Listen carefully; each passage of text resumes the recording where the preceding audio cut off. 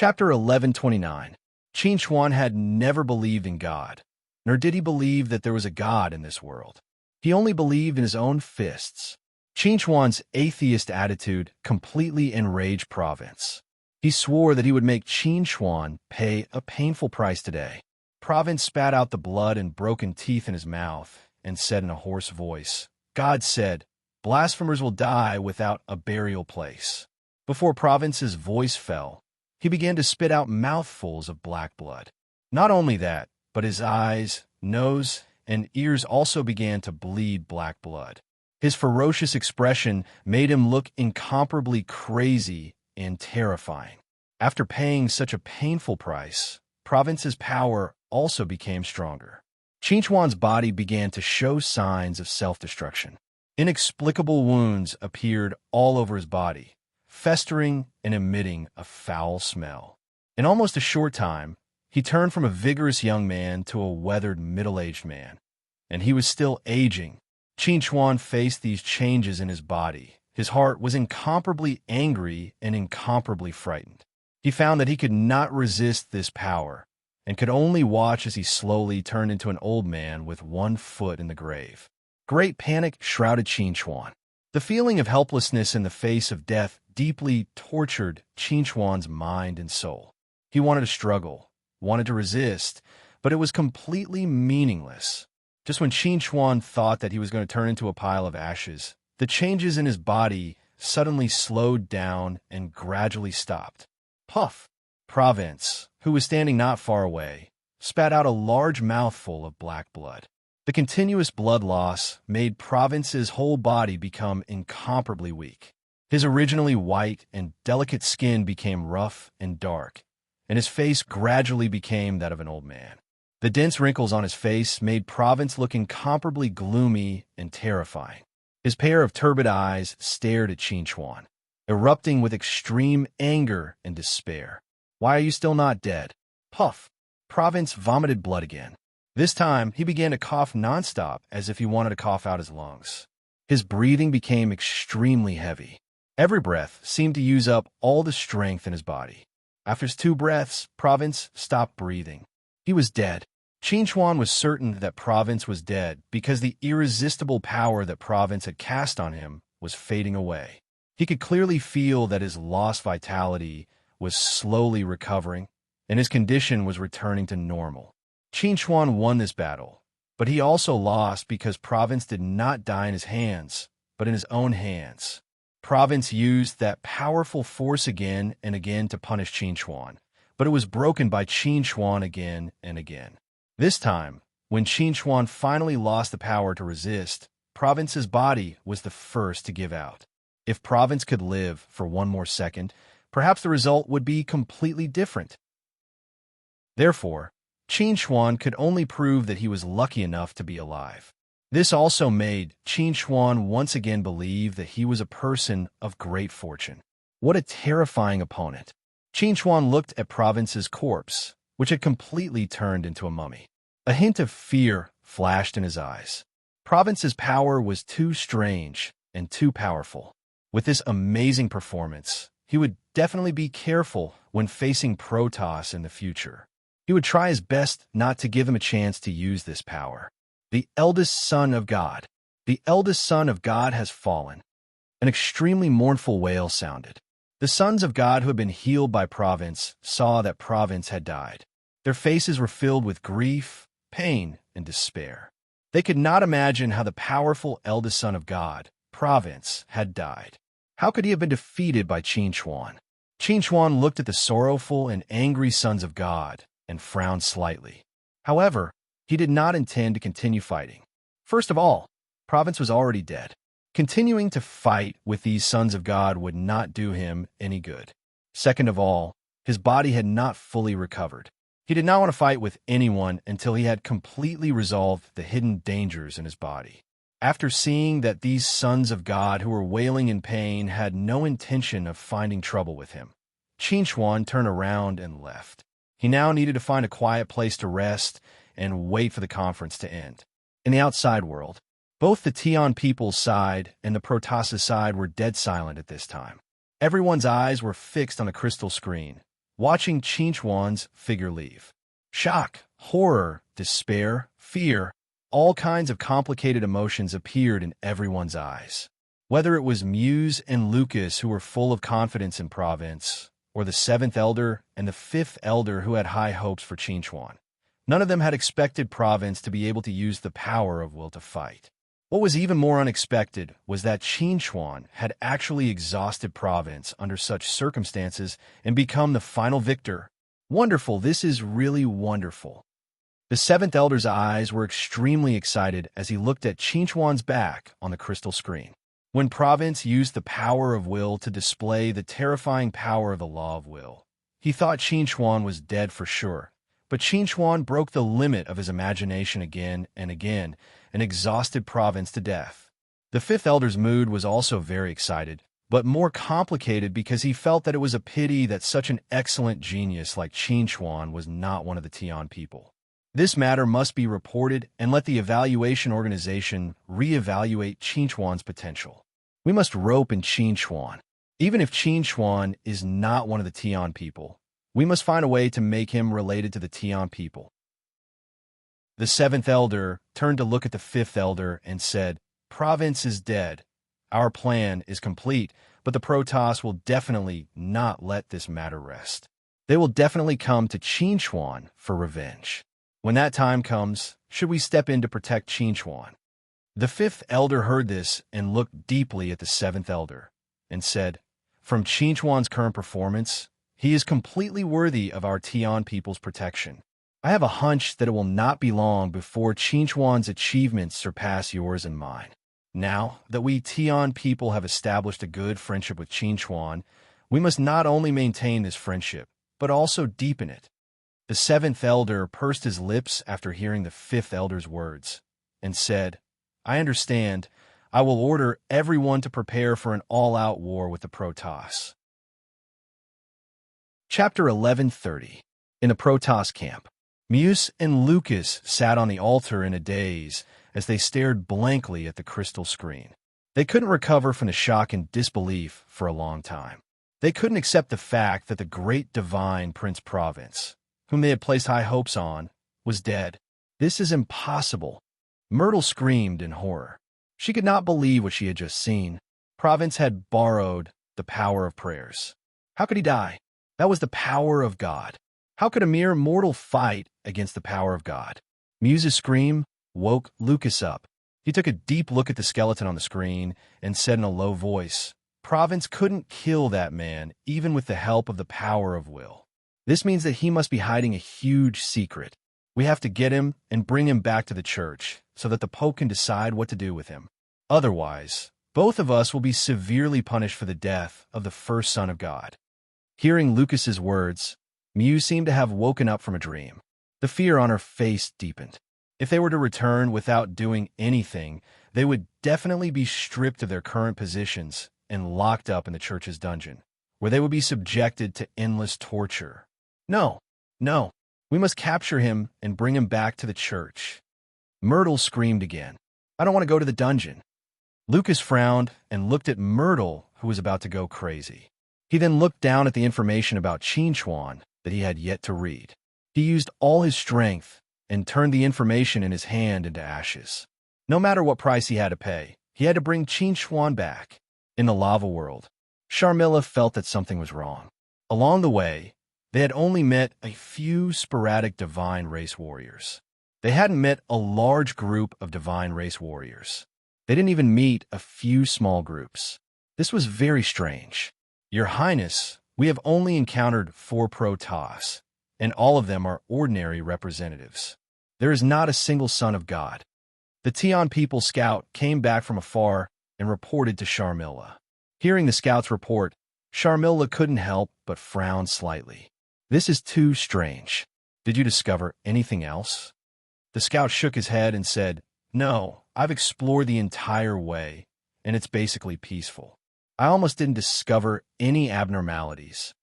Not finding anything out of the ordinary is the strangest thing. Sharmila frowned. The Protoss must be plotting something. I don't believe they're doing nothing. The scout smiled bitterly and said, Your Highness, I also think that this matter is very strange. but I really didn't discover anything. Just as Sharmila was about to send out more people to check out the situation, the teleportation device on her wrist suddenly lit up. Not only her, but everyone else's teleportation devices also lit up. Seeing this scene, Sharmila was very surprised. She didn't understand why the teleportation device that was supposed to light up after the conference had ended would suddenly light up now. By the time Sharmila thought of this matter, her figure had already become blurry. She had left the lava world and returned to the outside world of Celestial Planet. Nearly 120 figures appeared on a huge platform at almost the same time. Everyone's face was filled with confusion. They didn't understand why the conference had suddenly ended. Could it be that something unexpected had happened? Just as Sharmila was about to find someone to ask about the situation, the scout suddenly said to Sharmila, "Your Highness, quickly look at the Protoss." Sharmila heard the scout's words and subconsciously looked at the Protoss. When she saw that there were only 30 Protoss people, she couldn't help but be surprised. Seeing the grief on the Protoss faces, Sharmila's head was full of question marks. Could it be that something happened to the Protoss, and that's why the conference ended prematurely? If that wasn't the case, then there was no reason for the Protoss to only have 30 people teleported out. Just as Sharmila was thinking about this, Thelon's figure suddenly appeared beside Sharmila. He faintly protected Sharmila behind him. His eyes were vigilantly looking in the direction of the Protoss, as if on guard against something. When Sharmila saw Thelon, she immediately asked, "Third brother, what's going on? Did the Protoss encounter some kind of disaster in the lava world?" When Thelon heard this, he looked at Qin Xuan, who was sitting cross-legged in the crowd, as if nothing had happened. He looked at Sharmila and said, "If Qin Xuan is a disaster, then the Protoss has indeed encountered a disaster." Sharmila was slightly taken aback. She was somewhat puzzled and asked, "What do you mean?" Thelon pursed his lips and said to Sharmila, "Qin Xuan took the initiative to find the Protoss that had gathered together. With his own strength, he killed more than 50 Protoss, including the great divine son, Province." When she heard Thelon's words, Sharmila's pupils couldn't help but shrink. She had a look of shock on her face as she exclaimed, "Qin Xuan killed Province?" The surrounding people, who were curious as to why the exchange had suddenly stopped, suddenly heard Sharmila's exclamation. They were all stunned and subconsciously turned their heads to look at the calm Qin Xuan. Qin Xuan killed Province. The people, who were originally puzzled as to why the exchange had suddenly ended, suddenly understood. The exchange is sudden and must have something to do with Province's death. Facing the complicated gazes of the crowd, Qin Xuan smiled gently and said to everyone, "Calm down, it's not a big deal." Hearing Qin Xuan's words, everyone couldn't help but gasp. Qin Xuan said it casually, but they didn't think it was a very simple matter. It must be known that as the core of the Protoss, Province must have gathered a large number of Protoss members around him, just like Sharmila. If Qin Xuan wanted to kill Province under such circumstances, the first thing he had to do was break through the line of defense of the other Protoss members. This also explained why only 30 or so Protoss members were teleported out. Most of the rest were probably killed by Qin Xuan. In that case, Qin Xuan had almost killed all of the Protoss representatives by himself. Whoosh! Lu Zi's figure flashed and appeared beside Qin Xuan. She looked at Qin Xuan faintly and asked, "Why didn't you call me along when you did something like this?" Qin Xuan grinned and said, "At that time, I met the few Protoss who were injured by your soul fire, and then I found Province. Since you've already fought with them, it means that they have ill intentions towards you. In order to get back at them for you, of course I had to kill their important figures." Qin Xuan said it casually, but Lu Zi was sure that Qin Xuan must have encountered great danger. If not, Qin Xuan wouldn't be sitting on the ground now. Chapter 1131. While Qin Xuan and Lu Zi were talking, dozens of figures from the Protoss camp came from afar and landed on the platform. They stared at Qin Xuan as if they were looking at an irreconcilable enemy. In fact, Qin Xuan had killed Province, so they were irreconcilable enemies. Seeing the arrival of the Protoss, Thelon stepped forward and stood in front of the Tian people. He said indifferently, "You don't seem to be in a good mood. Is there something bothering you?" The Protoss heard Thelon's words and immediately turned their angry eyes to Thelon. Their leader, Muse, said in a deep voice, "Thelon, hand over the murderer." Thelon sneered and said, "Are you Protoss so shameless? The rules of the exchange were changed according to your wishes. Now that someone is dead, you want to hand over the murderer? How shameless!" Muse's face turned red when he heard Thelon's words. He knew in his heart that what they were doing was indeed unreasonable, and even a little unreasonable. However, this was related to the death of Province, and even if he had to throw away his old face, he had to bring the murderer back. Thelon, he can kill anyone, but he can't kill Province. Muse gritted his teeth and said, "If you must stop me, then please be prepared to fight the Protoss." At this point, Muse didn't want to continue talking nonsense with Thelon. He knew very well that if he wanted the Tian people to hand over Qinchuan obediently, he had to be tougher and more domineering than Thelon. War was undoubtedly the best threat. "War? Are you sure you can represent the Protoss and declare war on us?" The seventh elder's cold laughter came from not far away. He slowly walked up to the platform and stood in front of Muse.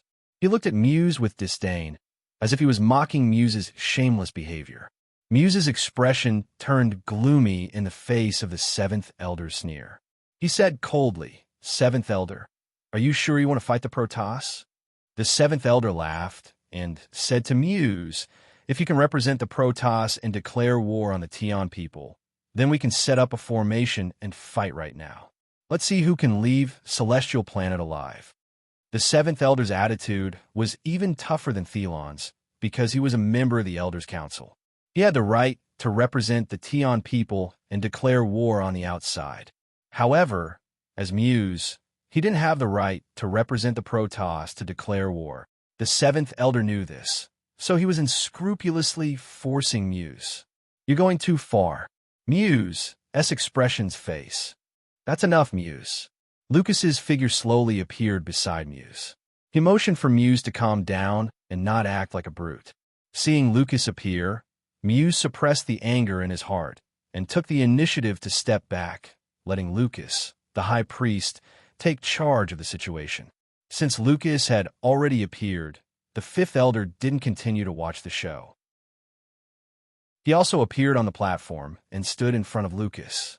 He faintly said, "Lucas, our Sky Clan's attitude is already very clear. The rules of the exchange were changed by you. If someone dies, then you can't blame us. According to our agreement, in the next 100 years, the friction between the two sides will be resolved by your god race lowering your head and admitting your mistakes. At the same time, the mining rights of the lava world on the heavenly god planet will be controlled by our god race for 10 years. In addition to the compensation for changing the rules of the exchange, it will be a total of 13 years. Do you have any objections to this?" Lucas's expression didn't change when he heard the fifth elder's words. He said calmly, "Everything you said is according to the rules. I have no objections. In the past 100 years, the friction between the lava world on Celestial Planet has caused the Tian people to lose a lot of benefits. We will compensate you in full. For the next 13 years, the rights to mine the lava world on Celestial Planet will belong to the Tian people." Muse couldn't help but frown when he heard Lucas's words. He felt that Lucas's behavior was a little too cowardly. However, as Lucas's subordinate, he had no right to question Lucas's decision. The fifth elder chuckled and said, "If that's the case, then let's end the exchange here. We should also leave." "Wait a moment." Lucas looked deeply at the fifth elder, then turned his gaze to Qinchuan and said, "Little friend, can we have a chat?" When everyone heard Lucas's words, they all looked at Qinchuan. Everyone looked at Qinchuan with a complicated expression, not only because Qinchuan killed the Protoss's eldest son, but also because Qinchuan almost caused a war between the Protoss and the Tian people. Qinchuan was very calm in the face of everyone's gazes. He slowly walked out of the crowd and stood in front of Lucas. He asked, "What do you want to talk to me about?" Looking at Qinchuan's calm appearance, Lucas said with some emotion, You're very good. You're the most outstanding young person I've ever seen. I have to admit that it's not that hard to accept that province died at your hands." Qin Chuan did not respond. He knew very well that this was definitely not what Lucas wanted to talk to him about. Seeing that Qin Chuan was unmoved, Lucas looked at Qin Chuan with a meaningful gaze. Province was the eldest son of our one-god religion. His status was extremely respected. You killed him. Even if you killed him within the rules of the exchange, it's still an unforgivable thing. Now, due to the rules of the exchange, we won't retaliate against you. However, when both of us leave Celestial Planet and the exchange is over, we won't let this matter rest. Hearing Lucas's words, Qin Chuan smiled and asked, "What do you want to do?" Lucas did not answer Qin Chuan's question. Instead, he turned his gaze to Lu Zi and said indifferently, "You may be very strong and can fight above your level. You're not afraid of overlords at the combination stage. However, your girlfriend may not have the strength to do so." Qin Chuan's gaze suddenly sharpened when he heard this. He said in a deep voice, "Are you threatening me?" Lucas shook his head and said to Qin Chuan, "This is just my advice to you. If you don't want anything to happen that you'll regret for the rest of your life, you'd better participate in the exploration of the ancient ruins in half a year. The grudge between us will be completely resolved then." Qin Chuan took a deep breath and said to Lucas, "I understand what you mean. In half a year, I will participate in the exploration of the ancient ruins. At that time, I will kill all the Protoss that I encounter." Chapter 1132. If you have the ability to do so, then go ahead and kill him. After throwing these words at Qin Chuan, Lucas led the Protoss away from the platform and left Celestial Planet. After the Protoss left, the Tian people returned to camp under Thelon's lead. They prepared to board the Heavenly King to return to Stansos. Along the way, Qin Chuan was the center of everyone's attention, not only because of the earth-shattering things Qin Chuan did in the lava world, but also because of Qin Chuan's tough attitude and domineering declaration when facing Lucas. Everyone admired him. If it were them facing Lucas, they wouldn't have the courage to say such things. The seventh elder walked beside Qin Chuan and said to Qin Chuan, "We didn't expect you to be able to kill Province, especially when he had the help of the power of belief." Hearing the seventh elder's words, Qin Chuan raised his eyebrows and asked, "Elder, is the power of belief you speak of Province's power of belief?" The seventh elder nodded and said to Qin Chuan, "That is the power of belief, which is also the power of law. It is the power of the one true God, Atheist. Even an overlord at the body integration stage would find it difficult to withstand the power of belief, but you managed to kill him. That is very impressive." The seventh elder had to admit that Qin Chuan was very strong. Time and time again, he exceeded their expectations and broke the limits of their understanding of Dongshu stage cultivators. Qin Chuan shook his head and said, "It's not that I'm that strong. I just got lucky and killed Province." Qin Chuan knew his own limits. If it weren't for the little armored dragon waking him up in his mind, perhaps Province could have easily killed him without the help of the power of belief. Moreover, at the last critical moment, if Province had not been the first to give in, he would have definitely died. This near-death experience made Qin Chuan realize his advantage in terms of age. If it weren't for the fact that his actual age was less than 40 years old, and that it would take a longer time for his vitality to drain, Province would definitely be able to exhaust him to death. At the very least, he would have perished together with Province.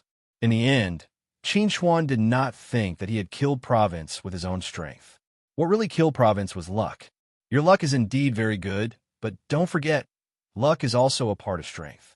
The seventh elder looked at Qin Chuan and asked, "Are you really going to fight to the death with the Protoss in half a year's time?" Qin Chuan nodded and said to the seventh elder, "Originally, I didn't care about Lucas' revenge, but he used the people around me to threaten me. This is something I hate and hate the most, so I will make him pay a painful price for this. Anyone who dares to threaten me with the safety of the people around me is my enemy." Hearing Qin Chuan's words, not only did the seventh elder hear Qin Chuan's resentment towards Lucas, but he also heard a hidden warning. The seventh elder looked deeply at Qinchuan and said, Luzi and Sharmila are very good friends. She lives in the territory of the Tian people, so no one can pose a threat to her. Qinchuan smiled and said to the seventh elder, with senior's words, I am relieved. After chatting with Qinchuan, the seventh elder returned to the fifth elder's side. When the fifth elder saw the seventh elder return, he asked, How was your chat with him? The seventh elder replied, Qinchuan really wants to fight the Protoss in half a year, and the reason is that Lucas used the safety of the people around him to threaten him. He said that he hates this kind of thing the most. When the fifth elder heard the seventh elder's words, he chuckled and said, He's giving us a subtle warning. What a bold young man. Although the fifth elder admired Qinchuan, he could feel that Qinchuan didn't fully trust the Tian people. After pondering for a while, the fifth elder said to the seventh elder, I have just reported this matter to the Council of Elders. The Council of Elders has already held a meeting and decided to give Tron Nebula to Qinchuan according to the agreement, and allow Qinchuan to become the master of Tron Nebula. Although the seventh elder had expected this result, he was still surprised when he heard the news. He asked, The Council of Elders made a decision so quickly? Didn't they wait for the two of us to go back and discuss it? The fifth elder shook his head and said, There's no need to wait for us to go back and discuss it. Do you think the two of us will raise an objection? Now that Qinchuan has shown the potential to grow into a supreme existence like the transcending tribulation stage, using Tron Nebula, which has almost turned into a dead zone, in exchange for Qinchuan's friendship, this is a matter of great benefit and no harm. The seventh elder frowned slightly and asked, A matter of great benefit and no harm? The fifth elder nodded and explained, Qinchuan wouldn't want to become the new master of Tron Nebula for no reason. Don't forget his identity. He is a descendant of the ancient humans. He couldn't have jumped out of a rock. There must be a huge race behind him. The Council of Elders has already made a preliminary inference that the ancient humans must be hiding in some corner of Tron Nebula. Qinchuan is the first step for the ancient humans to return to the universe. Now that the foundation of this step is stable, what would you do next? After hearing the fifth elder's explanation, the seventh elder immediately understood. He whispered, The Council of Elders is speculating that the ancient humans will return to the universe with Tron Nebula as a new starting point. The fifth elder nodded and said to the seventh elder, The ancient humans have disappeared for many years. Their overall strength is definitely not what it used to be. If the ancient humans return to Tron Nebula, they will be in the celestial cluster and will naturally cross paths with us Tian people. At that time, if the ancient humans want to develop steadily, they can't do without the support and help of us Tian people. At this point, you should already understand the Council of Elders' intentions. The seventh elder nodded and sighed. The Council of Elders wants to control Qinchuan by controlling the lifeline of the ancient humans. If Qinchuan doesn't want the ancient humans to hide in a dark corner forever, then he will have to compromise with us Tian people to a certain extent. You're right, but there's one thing you're wrong about. The Council of Elders has never thought of using the ancient humans to threaten Qinchuan. You have to know that giving favors is always the best way to control people's hearts. The fifth elder looked deeply at the seventh elder and said, Using the safety of the ancient humans to control Qinchuan will always lead to the risk of backlash. Remember, we have to give Qinchuan a friendship that's as refreshing as the spring breeze, not make him feel uneasy and intimidated. Chapter 1133. On the way back to Stansos, the seventh elder asked Sharmila to bring a piece of good news to Qinchuan. After a discussion among the elders, Qinchuan would become the new master of Tron Nebula. However, Tron Nebula would still belong to the Celestial Cluster. Qinchuan would have to hand over 20% of the profits from the Celestial Cluster to the Celestial Cluster, which was also the Tian people. Qinchuan naturally had no objections to this. Since he was in the Celestial Cluster, he would naturally act according to the rules of the Celestial Cluster. The Tian people would obviously not allow Tron Nebula to become independent. This was completely against the interests of the Tian people. Sharmila looked at Qin Chuan and laughed. Why are you so obsessed with Tron Nebula? Everyone else is trying their best to enter stanzos, but you're trying your best to escape. Do you know that you will become the first universe overlord to rule a nebula? Qin Chuan laughed and said, I'm not a universe overlord. I'm just a Dongshu stage cultivator. But your combat power is completely at the level of a universe overlord, and it's even stronger than an ordinary universe overlord. Sharmila said to Qin Chuan, what happened in the lava world on the celestial star will definitely spread throughout the race. In the future, no one will treat you as an ordinary Dongshu stage cultivator. Sharmila was suddenly stunned. She had just discovered that Qin Chuan was actually at the Dongshu stage, not the Dongshu stage peak, and definitely not the Dongshu stage peak. Sharmila looked at Qin Chuan in astonishment and said, you're only at the late stage of the insightful void realm. When you break through to the peak of the insightful void realm, or even the peak of the insightful void realm, your strength won't reach the late stage of the combination realm, right? Upon hearing Sharmila's words, Qin Chuan was slightly stunned. He had never considered this problem. However, with his current strength, if he went all out, he could kill a mid-combination overlord and even challenge a late-combination overlord. If he had this strength a year ago, he would not have been so helpless when he faced Inkoan. You're really a freak. Ordinary people can't understand a freak. Sharmila looked at Qin Chuan and said, I used to think that I was a genius, but compared to you, I feel like I'm just an ordinary person. Sharmila had once fought an overlord of the early combination overlord. With her strength, even if she went all out, she could barely draw with an overlord of the early combination overlord. If her opponent was a mid-combination overlord, she would definitely die. In other words, if Qin Chuan wanted to kill her, it would be as easy as killing a chicken. Forget it. I'd better finish my business with you as soon as possible and then leave. Otherwise, I'll be beaten black and blue by you.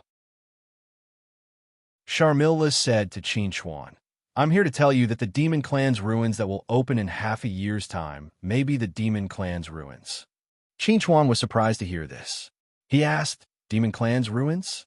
Sharmila nodded and said to Qin Chuan, after a series of tests, we found that only the entrance to the Demon Clan's ruins showed signs of loosening. If we invest enough resources to open it, we should be able to keep the entrance open for about 2 months. The so-called investment of resources to open the entrance meant that the Protoss and the Tian people would work together to forcibly open the entrance to the Demon Clan's ruins with a certain amount of resources. Then, the number of people who could enter the Demon Clan's ruins would be allocated according to the ratio of resources. According to past practice, the Protoss and the Tian people would each be allocated 300 people. Most of them would be insightful emptiness stage cultivators, and only a small number of them would be overlords of the body integration stage.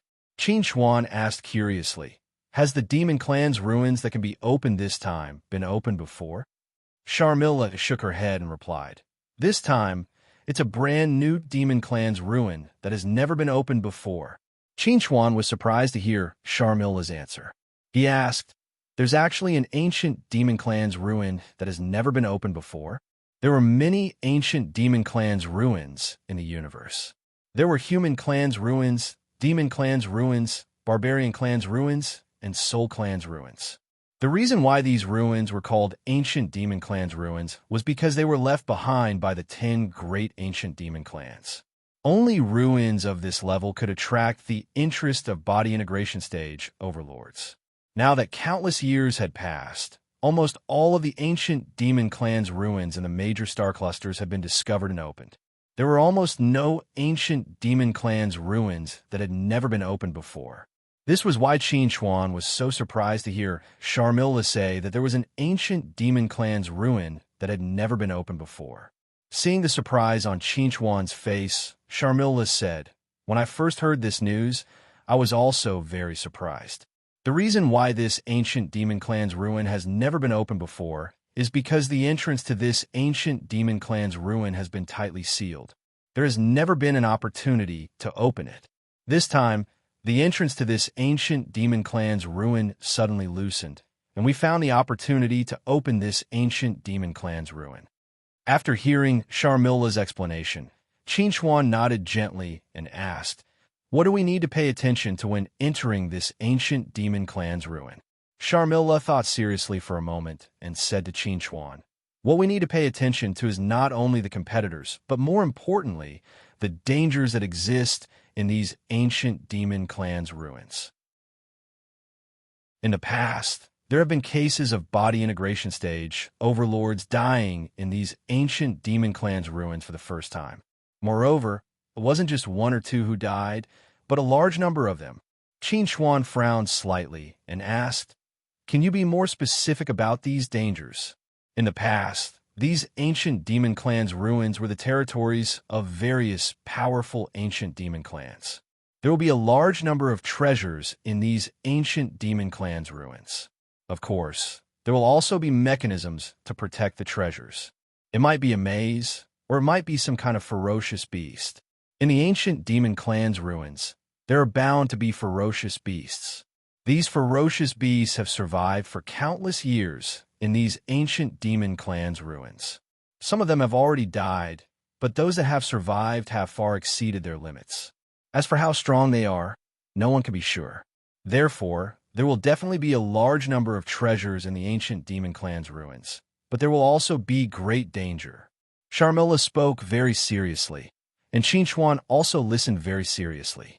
From what Sharmila said, it wasn't difficult for him to understand that the ancient human clan's trial grounds that he had entered in Tron Nebula was completely incomparable to the ancient demon clan's ruins that were about to open. Qinchuan, if you want to enter, it's best that you don't act alone because it's really very dangerous. Sharmila looked at Qinchuan and said seriously, "Even if you don't think for yourself, you should think for Lu Zi." Chapter 1134. On the way back to Stathos, Qinchuan didn't have time to talk to Lu Zi before Lu Zi took the initiative to talk to Qinchuan. "I won't go to the ancient shifter ruins. I will stay in Stathos and train seriously while waiting for you to come back." Qinchuan didn't expect Lu Zi to say such words. He looked at Lu Zi for a while before asking, "Sharmila looked for you?" LVZ nodded and said, "Sharmila told me about the opening of the ancient demon race's ruins. I know that it's very dangerous inside. If it's you, then you would want to act alone. But if I go with you, then because of the divine race's covetous eyes, you would want to keep me by your side. At that time, I will become a burden to you, right?" After hearing Lu Zi's words, Qinchuan looked at Lu Zi and said, "Weren't you very confident that you won't become a burden to me? Why are you suddenly saying that now?" "Before you fought with Province, I did think so. But after I learned about your battle with Province, I realized that I underestimated you and overestimated myself." Lu Zi looked at Qinchuan. If possible, she wanted to act together with Qinchuan. But it was obvious that her existence wouldn't be of help to Qinchuan. Instead, she would become a burden to Qinchuan. In this case, no matter how much she wanted to be with Qinchuan, she had to control her emotions and make the best choice for Qinchuan. She didn't want to be a burden to Qinchuan after entering the ancient shifter ruins and falling into a desperate situation. Some things might not happen, but as long as there was a possibility of it happening, she would do her best to avoid it. Qinchuan understood Lu Zi. He knew that Lu Zi must be very sad to make such a decision. He reached out and gently hugged Lu Zi. He stroked Lu Zi's hair and said, "I won't keep you waiting. After this trip to the ancient shifter ruins is over, I will return to Stathos to find you. We will go to the holy cluster together." Lu Zi closed her eyes and said softly, "I will wait for you to come back." Half a year passed in the blink of an eye. After experiencing the life and death battle with Province, Qinchuan's potential had been unearthed. He had successfully advanced to the peak of Dongshu realm in this half a year, and his strength had reached a new level. While Qinchuan was preparing to follow the Tian people to the ancient shifter ruins, the Protoss were also actively making preparations. However, the Protoss's preparations weren't focused on how to obtain more benefits from the ancient shifter ruins, but on how to capture Qinchuan alive and bring him back to the Deus cluster. Qinchuan didn't know anything about this, but he was certain that the Protoss wouldn't let him go. Therefore, on the way to the ancient shifter ruins, Qin Chuan took the initiative to look for Thelon and asked Thelon about the Protoss personnel allocation. Thelon pondered for a moment, then said to Qin Chuan, "As far as I know, the Protoss lineup this time should have no less than 20 body integration stage overlords. The rest should be Dongshu realm cultivators. I don't know the specifics of the personnel allocation, but I will let you know if there is anyone you need to pay special attention to after meeting them." Qin Chuan curiously asked Thelon, "How many body integration stage overlords does the Protoss have? Since they can send almost 20 body integration stage overlords to the ancient shifter ruins at once. This means that the Protoss definitely have no less than 50 body integration stage overlords." Thelon chuckled at Qin Chuan's question, then said to Qin Chuan, "Actually, you're also very curious about how many body integration stage overlords we Tian people have, right?"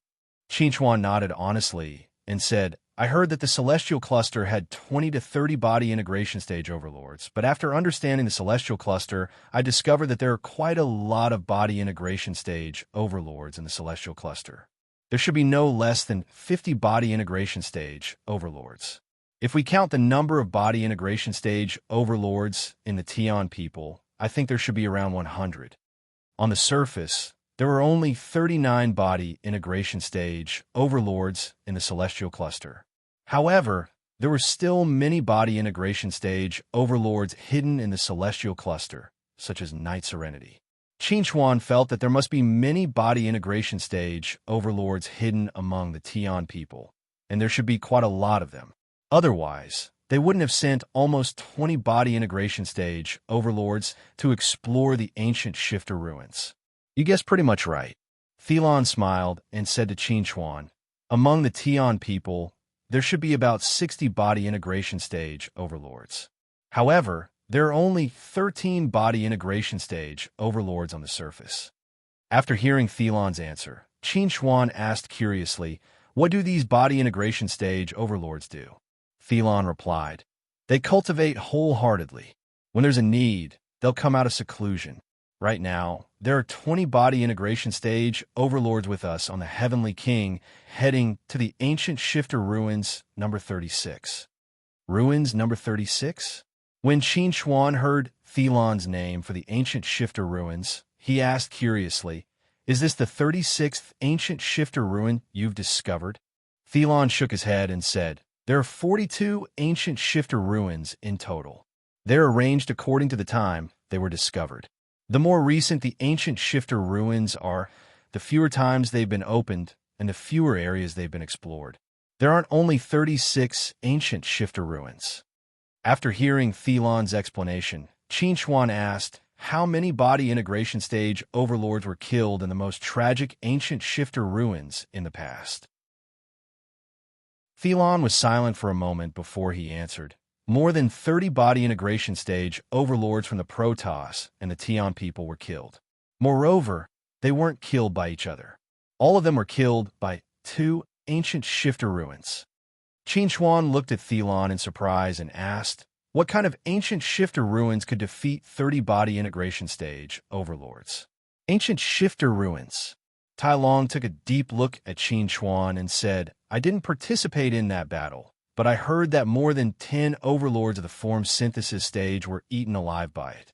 They were eaten from head to toe, bit by bit. Then is Shifter Ruins dead?" Qin Chuan was very curious. If Shifter Ruins couldn't be killed even after sacrificing more than 30 body integration stage overlords, then Shifter Ruins was too terrifying. Shifter Ruins are dead. We've also obtained great rewards from the ancient Shifter Ruins. Even so, it still took us several hundred years to recover." Tai Long sighed and said, "This time, the opening of ancient Demon Clan ruins number 36. If another ferocious beast like Qiong Zhong appears, I'm afraid our losses will be extremely heavy." Chapter 1135. After Thelon left, Qin Chuan sat alone on the sofa, his mind filled with memories of ancient vicious beasts. Perhaps Thelon had never seen the Qiongqi with his own eyes, but Qin Chuan had a very deep understanding of the Qiongqi. This wasn't because he had seen the Qiongqi before, but because he had once read a book called Strange Beasts Illustrated Book. It had recorded many vicious beasts, including the Qiongqi. When Qin read that book, he was still a mere Qi condensation stage cultivator. When I was in the library of the Black Moon Combat Academy, I read about the ancient vicious beasts recorded in the illustrated book of Strange Beasts. Were they referring to the vicious beasts raised by the ancient demons? I remember that the Qiongqi likes to eat humans, and it likes to eat from the very beginning. It's similar to what Thelon just said. Perhaps this Qiongqi is the Qiongqi I saw in the book. Recalling the ancient ferocious beasts recorded in the book, Qin began to try his best to recall the appearances and weaknesses of these ancient ferocious beasts. He hoped that they would be of some use when he explored the ruins of the ancient demon clan in number 36. After a long flight for a month, the Heavenly King finally arrived at the location of the 36th ancient demon clan ruins, Pegasus Star. Pegasus Star used to be the territory of the ancient demon clan. After the disappearance of the ancient demon clan, Pegasus Star experienced several wars and finally became a deserted dead star. Later, when explorers were looking for traces of the ancient demon clan, they found the 36th ancient demon clan relic. Because of this, Pegasus Star gained some popularity. However, because the 36th ancient demon clan ruin had not been open for a long time, the popularity of Pegasus Star slowly dissipated. It was not until this time that the seal of the 36th ancient demon clan ruin was loosened that Pegasus Star regained some popularity. When the Heavenly King arrived at Pegasus Star and arrived at the entrance of the 36th ancient demon clan ruins, it was already crowded with people. Qin saw this scene through the porthole and was a little surprised. He asked, "Can these people also enter the ruins?" Thelon nodded and said to Qin, "Whether it's this ruin or the other ruins, anyone is allowed to enter. However, if they want to enter, they have to buy a ticket. We Tian people and the Protoss didn't spend a lot of resources to open the entrance for charity. Furthermore, it's not enough for just the two of us to enter such a dangerous place. We need more people to explore and gather information." After listening to Thelon's explanation, Qin understood that these people were loose practitioners who wanted to try their luck. At the same time, they were also cannon fodder in the eyes of the Tian people and the Protoss. Qin could not say that the Tian people and the Protoss were unkind. After all, this was a matter of willingness, and there was no right or wrong. According to the rules, these loose practitioners can enter the ruins first. We have to wait a day before we can enter. Thelon chuckled and said to Qin, "If you think it's inappropriate, you can join the loose practitioners and enter. Of course, you don't have to buy a ticket." Qin thought for a moment and said, "That's fine too. The Tian people must act as a team, and Qin did not intend to act together with the Tian people. Therefore, whether he entered the ruins first or with the Tian people, he would have to act separately from the Tian people. In this case, he might as well enter the ruins first. Maybe he could find something unexpected." Thelon raised his hand and handed Qin a badge. He said to Qin, "This is the ticket. When the entrance is opened, you can wear this badge and enter directly. This badge has a teleportation ability. If you encounter any danger, you can crush it and teleport out. But remember, once you come out, you can't enter the ruins again." Qin took the badge and said to Thelon, "Thank you." On the fourth day after Qin's group arrived at Pegasus Star, the opening time of the 36th ancient demon race ruins was finally confirmed. It was 2 days later. At the same time, the Protoss arrived at Pegasus Star and went to find the Tian people. Muse looked at Qin, who was standing beside Thelon, and her eyes were full of hatred. She gnashed her teeth and said, "I will kill you with my own hands." Qin was too lazy to pay attention to Muse's clamor. If he had the chance to meet her in the ruins, he would let her know the meaning of cruelty. After confirming that Qin would enter the 36th ancient demon race ruins, Muse left with her people. After the Protoss people left, Thelon said to Qin, "I've already sent people to investigate."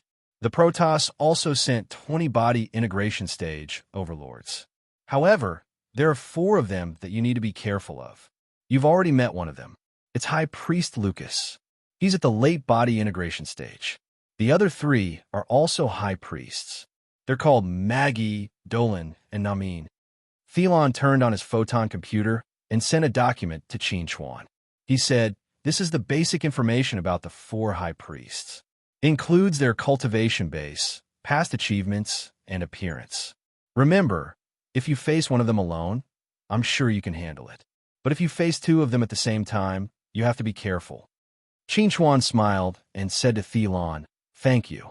Thelon looked at Qin Chuan and said, "If you really want to thank me, then help me bring something out of the ruins. It's called the Heavenly Bone Flower. It's white and has the texture of a bone. As long as you can bring it out, I'm willing to buy it at a high price. There's no need to be so polite. If I have it, I'll definitely give it to you." Qin Chuan smiled and patted Thelon's shoulder. Then he turned around and left. Tai Long looked at Qin Chuan's departing figure, and a subtle look flashed across his eyes. He whispered, "If you knew the magical effects of the Heavenly Bone Flower, would you still say that you're giving it to me?" After returning to the Protoss's altar, Myrtle immediately went to see High Priest Lucas. "High Priest, I've already met with Qin Chuan. Qin Chuan will enter ruin number 36, but he won't be with the Tian people. He'll be entering as a rogue cultivator." Miose said in a deep voice, "Should we find someone to disguise as an itinerant cultivator and follow Qin Chuan inside to keep an eye on him?" Lucas nodded and said to Myrtle, "Do as you say. Find a few smart people and tell them not to clash with Qin Chuan. As long as they keep an eye on Qin Chuan and leave clues for us, they'll be rewarded greatly." Myrtle nodded and said, "I understand. I'll arrange it." Chapter 1136. 2 days passed in the blink of an eye. When Ancient Demon Clan Relic number 36 was about to open, Qin Chuan left the Heavenly King and blended into the crowd of rogue cultivators. With Qin Chuan's peak insightful emptiness realm cultivation, he was not particularly conspicuous among the rogue cultivators. Not many people paid attention to him. Just as Qin Chuan was silently waiting for the entrance to open, a shifty-eyed member of the Crooked Mouth clan came looking for Qin Chuan. "Friend, are you interested in forming a team? If we work together, we'll split the benefits equally." When Qin Chuan heard the Crooked Mouth clan member's words, he instinctively looked at his mouth. When he saw that the Crooked Mouth clan member's mouth was almost crooked to the back of his head, he could not help but laugh. The Crooked Mouth clan members were called the Crooked Mouth clan because they had a common trait. The more lies they told, the more crooked their mouths would be. The fellow in front of him must have lied a lot. It was rare for his mouth to be crooked to this extent. Seeing that Qin Chuan was looking at his mouth, the Crooked Mouth clan member smiled awkwardly and said, "My mouth became like this after I was injured. It's not because I lied." As the Crooked Mouth clan member finished speaking, his mouth became even more crooked. Seeing this, Qin Chuan could not help but laugh. The Crooked Mouth clan member seemed to be used to this. He laughed dryly and said, "Brother, I'm serious. Your mouth is more serious than yours." Qin Chuan smiled. "Since you want to form a team with me, then let's do it."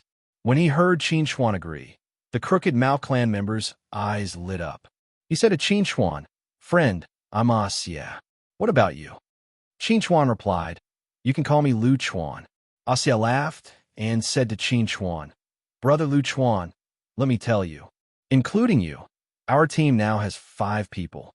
All of us are at the peak of the insightful emptiness realm. There's no question about who has more say than the other. No matter what we do, we can discuss it." This time, Asya's mouth did not continue crooking. It seemed that what he said was true. Qin Chuan nodded and said to Asya, "Bring me to meet the other friends in the team." Under Asya's lead, Qin Chuan arrived before a huge bluestone. There were 3 figures sitting on the bluestone, 2 men and 1 woman. Asya smiled and clapped his hands of the 3 people, 2 of the group.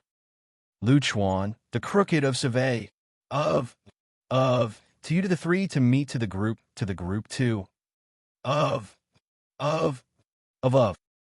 the of course you, The beautiful woman turned her gaze to Qin Chuan. She smiled and said, "Little brother, I am Mei. You can call me Xiao Mei." Qin Chuan nodded slightly. He did not show any intimacy. He turned his gaze to the other two men and waited for them to introduce themselves. One of the bald men with a scar on his head nodded at Qin Chuan. "I am Wu Heng. I am from a Nake tribe. Mei is from Meizu. She is good at seducing men. You must be careful." Hearing Wu Heng's words, Mei charmingly rolled her eyes at him and said, "Brother Heng, are you saying that because you're afraid that she'll get together with LV Chuan? Don't worry. You are the best." "Ha ha ha, Mei. You said the same thing to me yesterday." The mighty man in a slightly tattered gray robe smiled and said to Qin Chuan, "Just take Mei's words for granted. Don't take it seriously. My name is Niu Ba. I am from the barbarian bull tribe." Hearing Niu Ba's words, Qin Chuan couldn't help but curiously look at Niu Ba's head. As far as he knew, the barbarian bull clansman's biggest characteristic was that once they were angry, a pair of sharp horns would grow out from their head. When they were no longer angry, the horns would disappear. So to judge whether a barbarian bull clansman was angry or not, one would have to look at the horns on their head. Noticing Qin Chuan's gaze, Niu Ba touched his head. He smiled at Qin Chuan and said, "You guys like to stare at my head when you hear that I am from the barbarian bull tribe. It is just like how you stare at a Xie's mouth when you know he is from the crooked mouth tribe. It is very impolite." Although Niu Ba said that he was unhappy, he did not really feel unhappy, because there were no horns on his head. This meant that he was in a good mood. As a team, the division of labor must be clear. Wu Hui said to Qin Chuan, "Do you have any areas that you are good at?" Hearing Wu Hui's words, the others looked at Qin Chuan and waited for Qin Chuan's answer. Qin Chuan thought for a moment and replied, "I am a talisman array master. A rank 6 talisman array master." In the face of the unknown ancient demon clan Rune number 36, Qin Chuan had never thought of using his own body to explore any area. Therefore, a talisman array master was definitely the most suitable identity for him. No team would let a talisman array master charge and break through enemy lines. Hearing Qin Chuan's words, everyone's eyes lit up. Although a rank 6 talisman array master was not a rare existence in Stansos, it was still relatively rare in the outside world. "You are actually a rank 6 talisman array master? You know how to fight?" Mei looked at Qin Chuan in surprise. She hoped that Qin Chuan could give her more surprises. The others were also very curious about this. They wanted to know whether Qin Chuan was a pure talisman array master or a battle array master. Qin Chuan nodded and said, "I know 2 battle arrays." Hearing Qin Chuan's answer, Mei immediately jumped up in excitement. She quickly ran toward Qin Chuan, as if she wanted to hug Qin Chuan. However, Qin Chuan dodged her. "Mei, what are you doing? Don't scare our noble talisman array master." Niu Ba laughed. "Our team will be even safer with an outstanding talisman array master like Lu Chuan. This is all thanks to me. Of course, Xie would not forget to take credit for himself at this time. I was the one who took a fancy to Lu Chuan in the vast sea of people." Mei did not pounce on Qin Chuan again. Instead, she looked at Qin Chuan with a seductive gaze and said sweetly, "Little brother Lu Chuan, you are my sweetheart from now on. If you can come and find me at any time." Qin Chuan chose to ignore Mei's hint. He turned his gaze to the others and asked, "What about the rest of you? What are you good at?" Niu Ba smiled and said to Qin Chuan, "I am best at direct confrontation. I am definitely a frontline player." Without regrets, he replied, "I am best at direct attacks. I have the strongest explosive power." Mei looked at Qin Chuan with watery eyes and said, "I am best at observation. I am the best support player." Xie grinned and said with a smile, "That's right. I am the team's tentacle, the strongest scout." Chapter 1137. Wu Rue was the main attacker. Niu Ba was the front line tank. Mei was the support. Xie was the scout. And Qin Chuan was the talisman array master. Just like that, a perfect team structure was born. While Qin Chuan and the others were getting familiar with each other, it was finally time for Ancient Fiend Clan Ruins number 36 to open. when a huge circular screen of light appeared in the sky. Almost all the loose practitioners rushed into the sky and headed straight for the screen of light.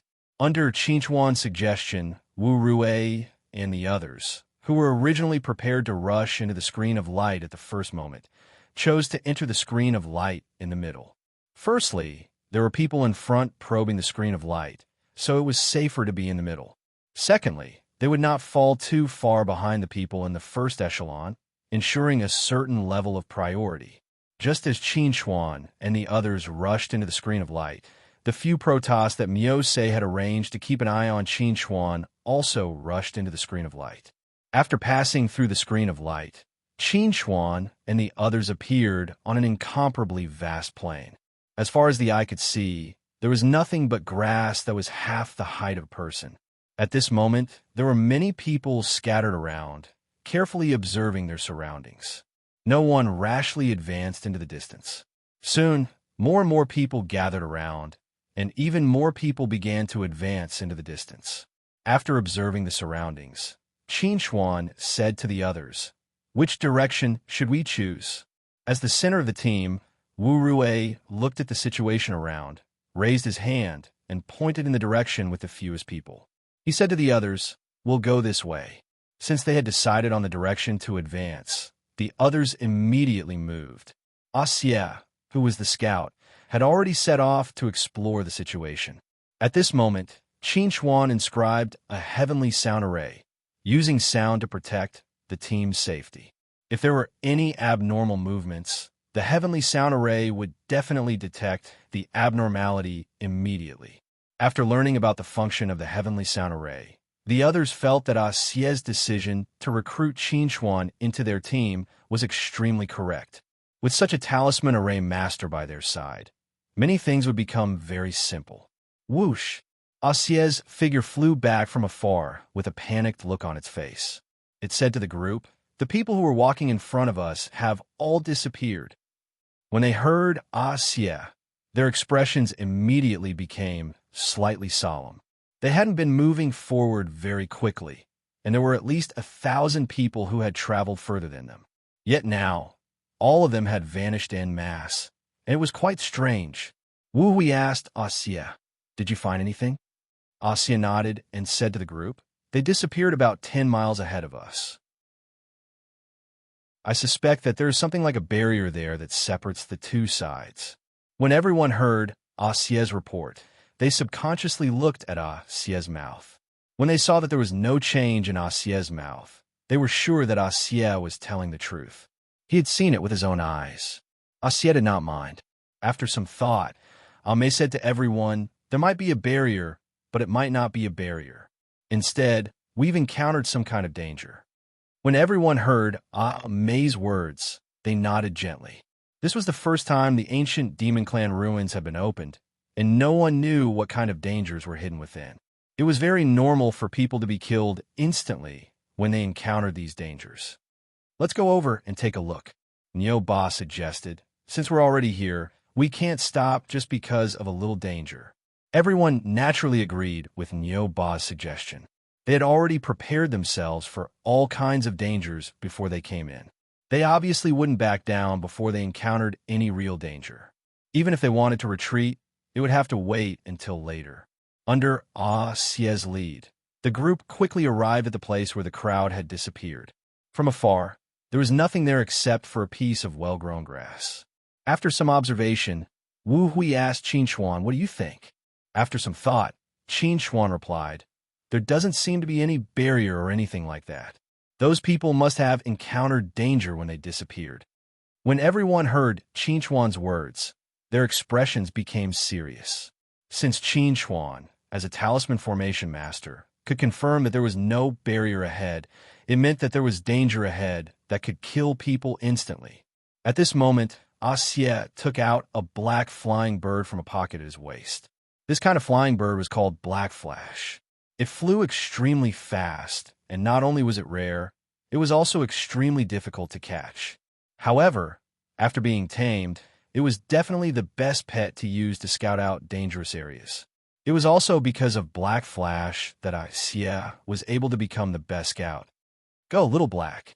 Asia stretched out his hand and gently stroked Black Flash's head, then raised his hand and let Black Flash fly out. Black Flash quickly flew towards the open space ahead. It circled in the sky several times, but it didn't encounter any attacks. Seeing this scene, Asia was somewhat puzzled and said, "It doesn't seem like there's any danger." "No, it's not that there's no danger. It's just that the danger isn't in the sky." Qin Chuan looked at the grassland ahead with a serious gaze and said, "Don't you feel that the grassland ahead swings back and forth faster than here?" When they heard Qin Chuan's words, everyone subconsciously looked at the grassland ahead, then looked at the grassland beneath their feet. After a moment of observation, they realized that it was just as Qin Chuan had said. The grassland ahead swung back and forth at a higher frequency than here. "There's something under the grassland over there," Asia exclaimed and said, "No wonder little Black didn't feel any danger at all. The real danger is beneath our feet." Ame glanced at Qin Chuan and said delicately, "It's fortunate that Qin Chuan is a talisman formation master. His mental strength is far stronger than ordinary people's. That's why he discovered the abnormality in the grassland ahead. Those people lost their lives because they didn't discover this." When he heard Ame's words, Qin Chuan shook his head and replied, "That's not the case. If I didn't know beforehand that someone had disappeared in this area, coupled with the fact that Black Flash was circling in the air to attract the attention of those things hiding in the grassland, I wouldn't have discovered this situation either." When they heard Qin Chuan's words, everyone nodded slightly, especially Asia. His mouth was crooked from ear to ear. He liked a teammate like Qin Chuan who would never deny the efforts of others. Then the question now is, what exactly is hidden in the grassland? Ame looked at the grassland ahead, her eyes filled with curiosity, and said, "It should be something like a worm. Who cares what it is? Flip that grassland over and it'll be revealed." Nyoba chuckled and proposed a simple and crude method. Chapter 1138. Nyoba had always been a man of action. After deciding to flip over that patch of grass, he abruptly swung out a fist. The surging power was like a tidal wave rushing towards the grassland in front of him. The grassland that was half the height of a person was completely crushed into powder, revealing a large patch of pitch-black soil. Within the soil, thousands of eerie white bones were displayed, looking extremely shocking. Seeing these piles of white bones, everyone's expressions changed slightly. They could all see that these white bones were still very fresh. Clearly, they were the corpses of the people who had walked through this patch of grass and disappeared. What exactly happened to these people? Nyoba's face was solemn. Their flesh and blood have been eaten clean. Wu Hui looked at those skeletons, and his pupils suddenly shrank. He said in a low voice, "Those aren't soil, they're ants." Hearing Wu Hui's reminder, everyone focused their gazes on the black soil covering the skeletons. The black soil was crawling back and forth. Upon closer inspection, it was actually a group of densely packed black ants. After seeing this scene clearly, everyone felt their scalps go numb. The black mass on the ground was actually all ants. What kind of ants are these? They can actually eat the flesh and blood of cultivators. Nyoba exclaimed. Previously, those people had suddenly disappeared. Didn't that mean that those people had been eaten clean by these ants in a short period of time? At this moment, Asia was so scared that his face was drained of color. Previously, he had almost stepped into the patch of grass in front of him. Fortunately, he had seen the figures of a few people suddenly disappear and reacted quickly to stop moving forward. Otherwise, he would have been one of those people who had fallen to the ground. These ants are definitely not ordinary ants. Qin Chuan's tone was solemn as he said, "They suffered a blow from Nyoba just now, but not a single one of them died." Hearing Qin Chuan's words, everyone finally reacted. Nyoba's blow did not cause any harm to these ants. This was completely illogical. Nyoba was somewhat unconvinced and attacked again. Surging spiritual energy fell into the swarm of ants, but it did not cause any waves. In the blink of an eye, it disappeared without a trace. On the other hand, the ants that Nyo Ba had chosen to attack swelled up one by one, becoming the size of a thumb. Seeing this scene, everyone understood that these ants actually had the ability to devour spiritual energy. Nyo Ba let out a strange cry and said, "No wonder they aren't afraid of being attacked. They can actually devour spiritual energy to feed themselves." Boom! Just as Nyo Ba was speaking, Wu Rue suddenly made a move, sweeping away the grass in front of everyone. He glanced at the ground and discovered that there were only traces of black ants about a kilometer in front of them. On their side, there wasn't even a single black ant. May frowned slightly and said, "This is very strange. Why would these black ants gather there?" May's question was the same as everyone else's. Weren't these black ants a little too concentrated? Not a single one was spread out. Just as everyone was feeling puzzled, Qinchuan observed for a moment before saying to everyone, "I know what's going on." Hearing Qinchuan's words, everyone immediately looked at Qinchuan, waiting for Qinchuan to give an explanation. However, Qinchuan looked at the people around him and said, "There are too many people here. Let's clear the area first." Not far away, everyone was still waiting to hear Qinchuan talk about what he had discovered. In the end, they heard Qinchuan say to clear the area. This made them unhappy. Just as they were about to look for Qinchuan to argue, they saw Nyo Ba and Wu Rue looking at them, their eyes revealing a thick murderous intent. "If you all want to go over, then leave first." Qinchuan looked at the others and said indifferently, "I don't have the habit of helping strangers. If you all don't want to leave and want to follow behind us, then be careful whether or not I will use some tricks to trick you." Hearing Qinchuan's words, the others showed hesitation on their faces. It was still early, and they didn't have to walk this path. There was no need to fight to the death with Qinchuan and the others here. After thinking for a moment, they made the decision to leave. After waiting for the dozens of people around them to leave, Wu Rue turned to Qinchuan and asked, "Did you discover something else?" Qinchuan nodded and said, "There's something wrong with that place. I'm going to study it carefully. If too many people stay here, it will be very disadvantageous for us to obtain the treasure later." I deliberately said to trick them to scare them off. Hearing Qinchuan's words, May's eyes lit up and she asked, "You mean to say that there's a treasure in that place?" Qinchuan nodded again and replied, "The reason why those ants have gathered there is because there's a treasure in the ground. Moreover, the ant's ability to absorb spiritual energy is most likely due to the influence of that treasure." Hearing Qinchuan's words, everyone became excited. They had only just entered the ruins, and they had already encountered a treasure. Their luck was really not bad. But then again, with those ferocious ants around, it would be difficult for them to obtain the treasure. Facing the gazes of the crowd, Qinchuan asked, "If we obtain the treasure, how will it be distributed?" Hearing Qinchuan's words, everyone was slightly stunned. Then, they subconsciously looked at No Regrets. Wu Regrets looked at Qinchuan and replied, "It will be distributed according to contribution. If you make the greatest contribution and there are many treasures, you can take the biggest share. If there's only one share, then it will belong to you. Otherwise, if there's a single treasure in the future, you can't take it anymore." Qinchuan pondered for a moment before nodding and said, "All right, let's do it this way." As he spoke, Qinchuan turned his head and looked at the ant colony in front of him and said to the crowd, "If we want to deal with these ants, we just need to drive them away." Hearing Qinchuan's words, everyone was curious. They wanted to see what method Qinchuan planned to use to drive these ants away from that place. Under everyone's gaze, Qinchuan took out the Qilin pen and inscribed the wind-sweeping clouds talisman array. As the gales soared into the sky, everyone understood what Qinchuan meant. Qinchuan wanted to use the wind to sweep the ants away. A gale whistled and rushed towards the ant colony not far away. Under the strong wind, most of the ants in the colony couldn't help but merge into the gale. However, due to the excessive number of ants, the cyan wind gradually turned black.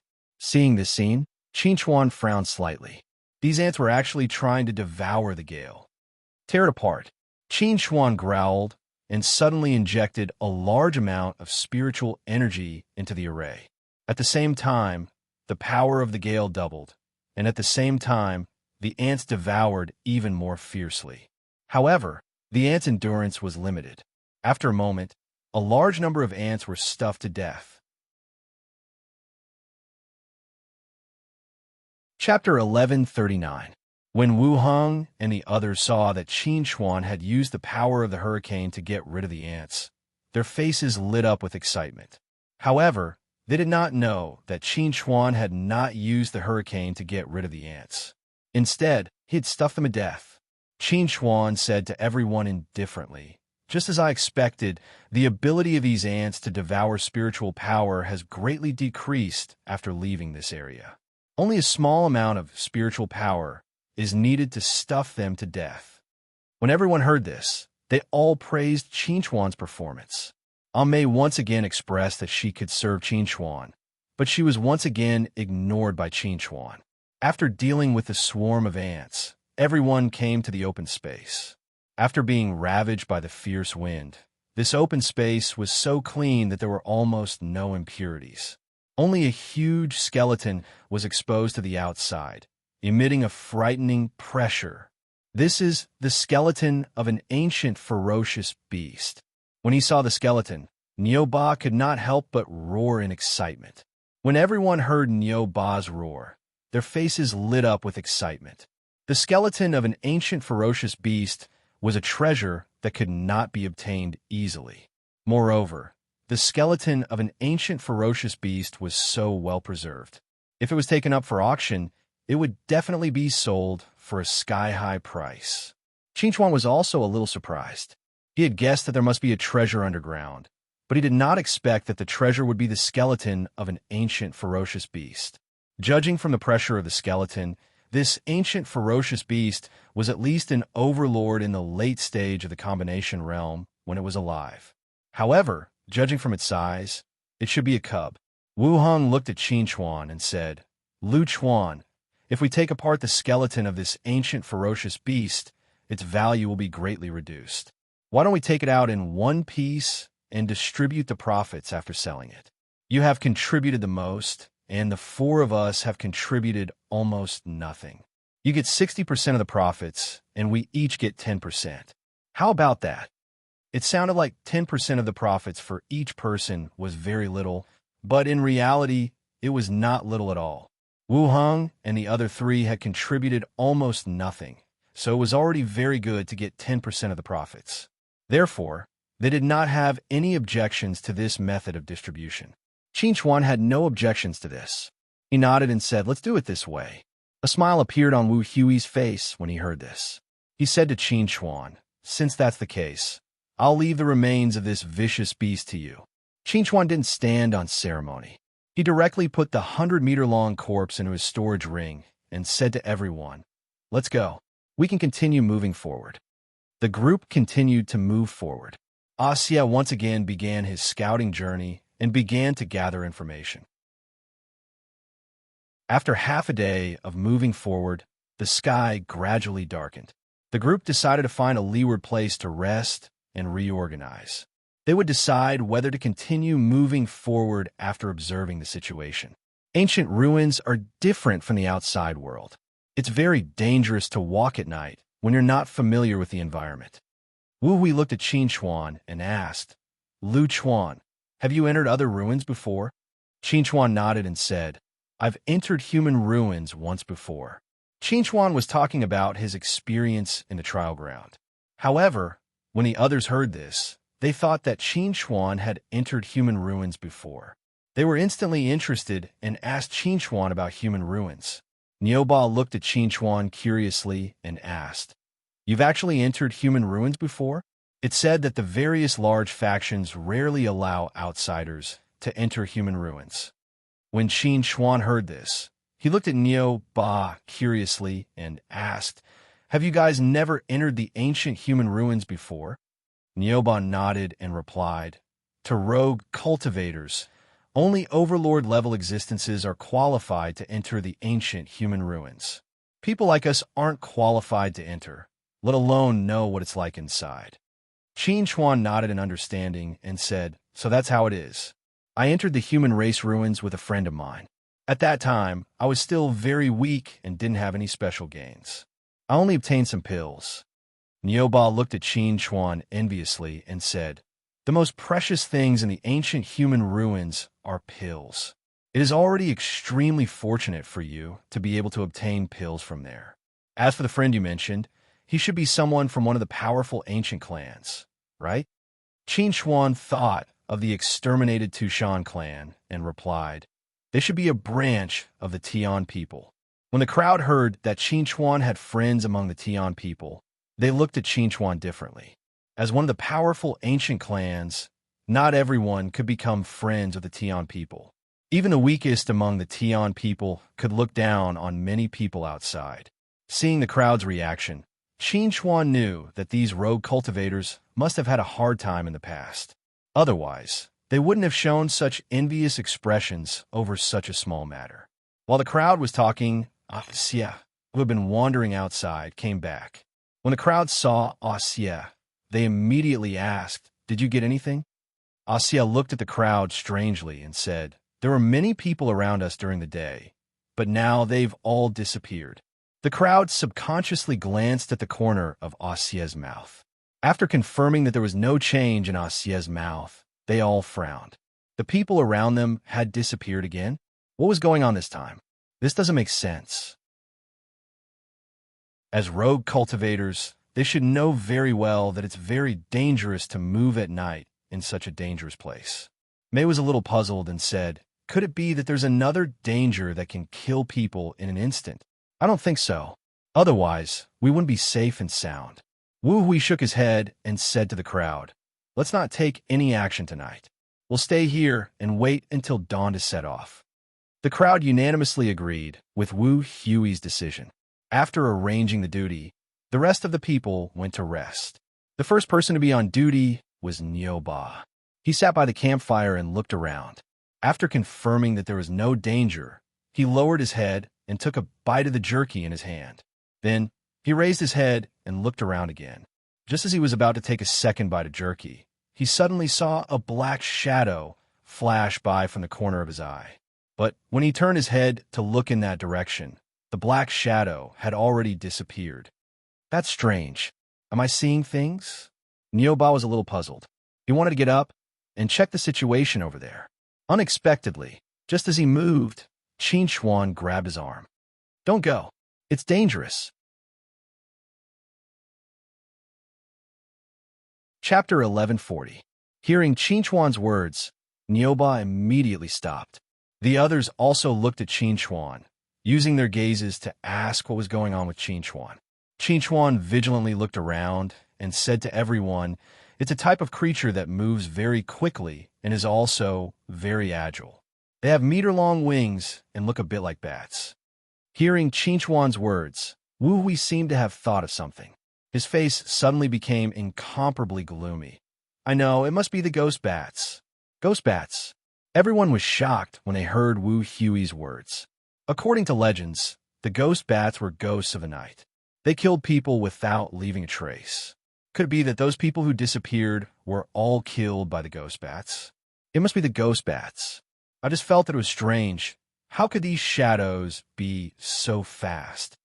Niuba looked at Qin Chuan and asked, "Qin Chuan, do you have any good suggestions?" Qin Chuan didn't answer Niuba's question. Instead, he turned his head to look at Wu Hui and said, "You are the leader of the team. What do you think?" Hearing Qin Chuan's words, everyone was slightly stunned. Then, their gazes towards Qin Chuan and Wu Hui suddenly became somewhat subtle.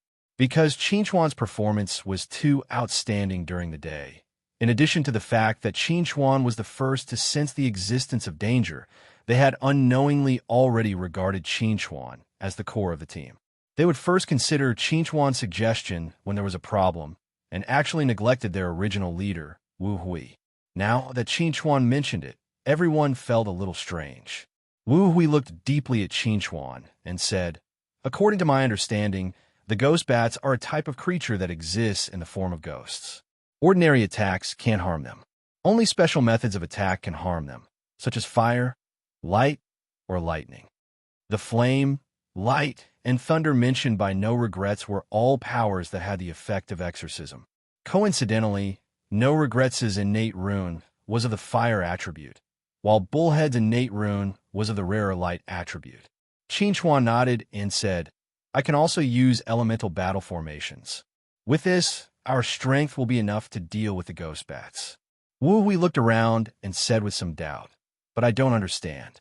Why are these ghost bats hovering around and not attacking us? Xie glanced at the ground beneath his feet and said, could it be that there's some sort of treasure beneath our feet? Everyone was stunned when they heard Xie's words. Soon after, they burst into laughter. They felt that Xie had gone crazy over the treasures. However, Qin Chuan didn't think so. He lowered his head and looked at the ground beneath his feet. Maybe there really is a treasure. When everyone heard Qin Chuan's words, the smiles on their faces froze. Was there really a treasure? What did you find out? Ame looked at Qin Chuan expectantly. She looked as if she would dig 3 feet into the ground as soon as Qin Chuan gave the order. Qin Chuan grabbed a handful of soil from the ground and rubbed it lightly. Then he said to everyone, I suspect that this grassland is not an ordinary grassland. It's the graveyard of some ancient ferocious beast. Niuba was shocked when he heard Qin Chuan's words. You mean to say that there are remains of ancient ferocious beasts underground? Qin Chuan nodded and said, this is only a guess of mine. I can't be sure. However, if there really is another ancient ferocious beast remains beneath our feet, then these ghost bats must be afraid of attacking us because of this ancient ferocious beast remains. The reason why Xie was not attacked when he was exploring outside is probably because he was tainted with the aura of the ancient ferocious beast's remains. The reason why Qin Chuan had such a guess was not because he was blindly guessing. It was because the little armored dragon had already gone deep underground and was gnawing on the remains of an ancient ferocious beast. In fact, Qin Chuan had already found out about the remains of an ancient ferocious beast from the little armored dragon during the day before he had dealt with the ant colony. It was also because of this that he had expended so much effort to deal with the ant colony and take away the remains of the ancient ferocious beast. At that time, the little armored dragon had expressed its desire for the ancient ferocious beast's remains. However, because he still had to split the loot with Wu Huan and the others, Qin Chuan did not let the little armored dragon touch the ancient ferocious beast's remains for the time being. The little armored dragon was very dissatisfied with this. When everyone came here, the little armored dragon became excited again and clearly told Qin Chuan that the ancient ferocious beast's remains still existed here. It was also because of this that Qin Chuan guessed that this was the graveyard of some ancient ferocious beast. At this time, the little armored dragon had already gnawed on the essence of the ancient ferocious beast's remains. Therefore, Qin Chuan had no need to keep this a secret and frankly shared it with everyone. Whether Lu Chuan's guess is right or not, we'll know once we dig it up and take a look. Niuba was the most excited. He punched the ground and smashed a deep pit about 1 meter in radius. With the appearance of the deep pit, the aura of the ancient ferocious beast that was buried underground suddenly leaked out. When he saw the broken bones in the deep pit, Niuba laughed loudly and said, it really is the remains of another ancient ferocious beast. Hearing Niuba's words, Ame immediately took a look and said to Niuba, you idiot, you've smashed the ancient ferocious beast's remains with that punch. At this moment, Qin Chuan's expression suddenly changed. He said to everyone, oh no, the aura of the ancient ferocious beast's remains is disappearing. Once it completely disappears, these ghost bats will definitely attack us. Hearing Qin Chuan's words, everyone subconsciously sensed the ancient ferocious beast's remains. As expected, they found that the aura of the ancient ferocious beast's remains was disappearing. You idiot! Ame glared at Niuba. She thought that Niuba's punch had dispelled the aura of the ancient ferocious beast's remains. Niuba looked at Mei with some grievance. He did not expect that his punch could actually shatter the ancient ferocious beast's remains. This did not make sense. In fact, Chuan knew that this matter could not be blamed on Nyoba. The reason why the aura of the ancient ferocious beast's remains had disappeared was because the little armored dragon had devoured all the essence of the ancient ferocious beast's remains. Otherwise, the ancient ferocious beast's remains would not have become so fragile and be shattered by a simple punch. We have 3 minutes at most. Wu Hong looked around with a serious expression. At this moment, more and more ghost bats had gathered around them. With a rough count, there were at least close to 100 of them. Chuan looked at Wu Hong with a serious gaze and said to everyone, "Instead of sitting here and waiting for death, why don't we take the initiative to attack? We'll be the first to break out of the encirclement and see if we can find another ancient ferocious beast's remains to avoid these ghost bats." There were many ghost bats, and they were powerful. It was unrealistic for them to kill all of them. The best choice was to break out of the encirclement and find another ancient ferocious beast's remains. Chapter 1141. Seeing that the number of ghost bats around them was increasing, everyone finally made up their minds to break out of the encirclement. At this moment, Xie suddenly looked at Chuan and asked, "Why are we looking for the remains of another ancient fierce beast? Don't you still have one?" Everyone who was originally nervous and ready to break out of the encirclement was stunned when they heard Xie's words. Chuan was also stunned. If Xie had not mentioned this matter, he would have almost forgotten that he still had the remains of an ancient fierce beast in his storage ring. As he thought of this, Chuan immediately took out the 100-meter-long ancient ferocious beast's corpse and placed it on the ground. The moment the ancient ferocious beast's corpse was taken out, the surrounding ghost bats immediately retreated and disappeared without a trace in the blink of an eye. Everyone heaved a sigh of relief when they saw that the ghost bats had retreated and relaxed expressions appeared on their faces. At this moment, Chuan turned his head to look at everyone and said, "I'm sorry. I forgot that I still have the remains of an ancient fierce beast in my storage ring. I almost caused everyone to be in danger." Hearing Chuan's words, Nyoba laughed and said, "Don't take it to heart. When we were faced with so many ghost bats, I completely forgot that we found the remains of an ancient fierce beast during the day. If Xie had not mentioned it, I would have charged into the swarm of ghost bats." Wu Hui nodded and said, "Indeed, we all forgot about this matter. It's not your fault." Xie scratched its head and grinned. "I didn't think of it at first. I only suddenly remembered it when we were about to break out of the encirclement."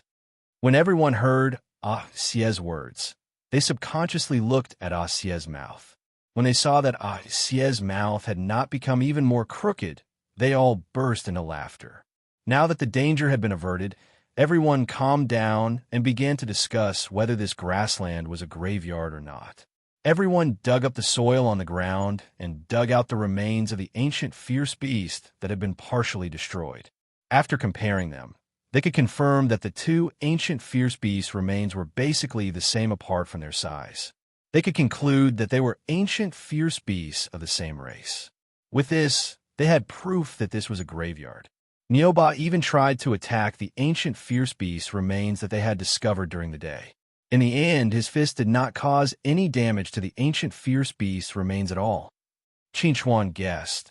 The reason why Nyoba was able to shatter the ancient fierce beast's remains with a single punch is very likely because the ancient fierce beast's remains have been dead for a longer time. That's why it became fragile and lost its original charm at the same time. Chuan's words received everyone's agreement. The ancient fierce beast's remains that they had discovered during the day was only buried under a very shallow layer of soil. However, the ancient fierce beast's remains that they had discovered at night were buried tens of meters underground. It could be seen that the ancient fierce beast's remains had died earlier than the ancient fierce beast's remains. Chuan could not help but heave a long sigh of relief when he saw that everyone agreed with his statement and even listed other evidence to prove it. As long as they did not discover that the reason why the ancient fierce beast's remains had become so fragile was because it had been gnawed on by someone. As for why they did not discover the other ancient fierce beast's remains that were buried underground in the beginning, it It was because the little armored dragon had concealed the aura of the ancient fierce beast's remains in order to protect its food. At that time, Qin did not know whether to laugh or cry when he noticed this. After chatting for a while and making sure that there was no danger in the surroundings, everyone once again entered a state of rest. They were prepared to wait until daybreak before taking action. When the sky was just beginning to brighten, a rustling sound suddenly came from the grassland. Qin, who was on guard duty, looked in the direction of the sound. When he saw the densely packed ants crawling in the grass, his expression suddenly changed. Something's happening. Following Qin's cry of alarm, everyone immediately awoke from their resting state. One by one, they vigilantly scanned their surroundings. When they saw the densely packed ants, everyone's faces simultaneously changed. Why did so many ants suddenly appear? Amei's face was full of surprise. How did they find us? Qin turned his head to look at the ancient fierce beast's remains and said in a deep voice, "It must be this ancient fierce beast's remains that attracted these ants." When everyone heard Qin's words, they all subconsciously thought of what happened during the day yesterday. It was indeed normal for the ancient fierce beast's remains to attract the ants. Why didn't the ancient fierce beast's remains under our feet yesterday attract the ants? Is it because it has lost its essence? Nyoba was a little puzzled, but no one could dispel Nyoba's doubts because other than Qin, no one knew the answer. And Qin, who knew the answer, obviously would not tell everyone that the ants had been eaten by the little armored dragon. Wu Rue glanced at the ants and said to Qin, "It seems that these ants don't have a very strong offensive ability. Put away the ancient fierce beast's remains. This way, these ants should retreat." Qin nodded and raised his hand to put the ancient fierce beast's remains into his storage ring. The moment the ancient fierce beast's remains disappeared, the ants immediately became irritable. One by one, they let out low growls and suddenly launched an attack on Qin and the others. Whoosh! Wu Rue threw out a punch, and a raging flame burned all the ants in its path into ashes. However, there were simply too many ants. There was no way to burn them all with just a fire. As the saying goes, enough ants can kill an elephant. These ants naturally did not have a strong offensive ability, but when millions of ants gathered together, even a combination stage overlord would have to be careful, let alone people like them. Break out. Without any hesitation, Wu Rue made the decision to break out of the encirclement. Everyone immediately began to break out, with Wu Rue as the vanguard. Fortunately, the ants on the periphery had not completely gathered yet. Otherwise, their path of breaking out would not be too smooth. After 2 hours of fighting, everyone finally broke out of the encirclement of the ants and came to a quiet grassland, gaining a short respite. Qin looked at everyone and said, "I have already summarized some rules." When everyone heard Qin's words, they all turned their heads to look at Qin.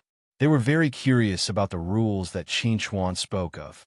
Qin pursed his lips and said to everyone, "The ancient fierce beast's remains have two sides. During the day, the ancient fierce beast's remains will attract the ants and pose a threat to us. At night, the ancient fierce beast's remains will drive away the ghost bats and create a safe environment for us." Chapter 1142. Hearing Qin's words, everyone fell into deep thought. Judging from their experience yesterday, Qin's theory seemed to make a lot of sense. During the day, it was the ants' home field. Ant swarms would appear near the remains of ancient ferocious beasts and attack others. At night, it was the ghost bats' home field. The ghost bats would appear in places where there were no ancient ferocious beasts and attack others. The ants, on the other hand, would hibernate and wait for the day to come. What Lu Chuan said makes sense. Mei looked at Wu Hui and said, "But we should leave this grassland as soon as possible." Mei's suggestion was met with unanimous agreement from everyone. Even Qin, who was highly skilled and daring, did not want to continue to stay on these grasslands. However, these grasslands were just too vast. Even with their speed, they still could not see the end of the grasslands. After a short rest, they continued forward. On the way, they didn't encounter a second group of people. At this moment, everyone couldn't help but have a shocking guess. They suspected that the others were all dead. Whether it was the ant swarms during the day or the ghost bats at night, they were all existences that could kill people in an instant. If the others weren't as lucky as them and had an ancient ferocious beast remains, there was a high chance that they would be attacked, and the result of being attacked would be death. However, when the entrance opened yesterday, at least 100,000 cultivators rushed into the ruins. It was impossible for all of them to die on this grassland. The Protoss and the Tian people are about to enter the battlefield. Qin Chuan suddenly mentioned the Protoss and the Tian people's arrival. Hearing Qin Chuan's words, everyone's expression became serious. With the strength of the Tian people and the Protoss, they definitely wouldn't be afraid of the ants and the ghost bats like they were. With the help of a body integration stage overlord, they could easily crush them. May's expression was unsightly. She said, "We've spent more than a day and still haven't left this grassland.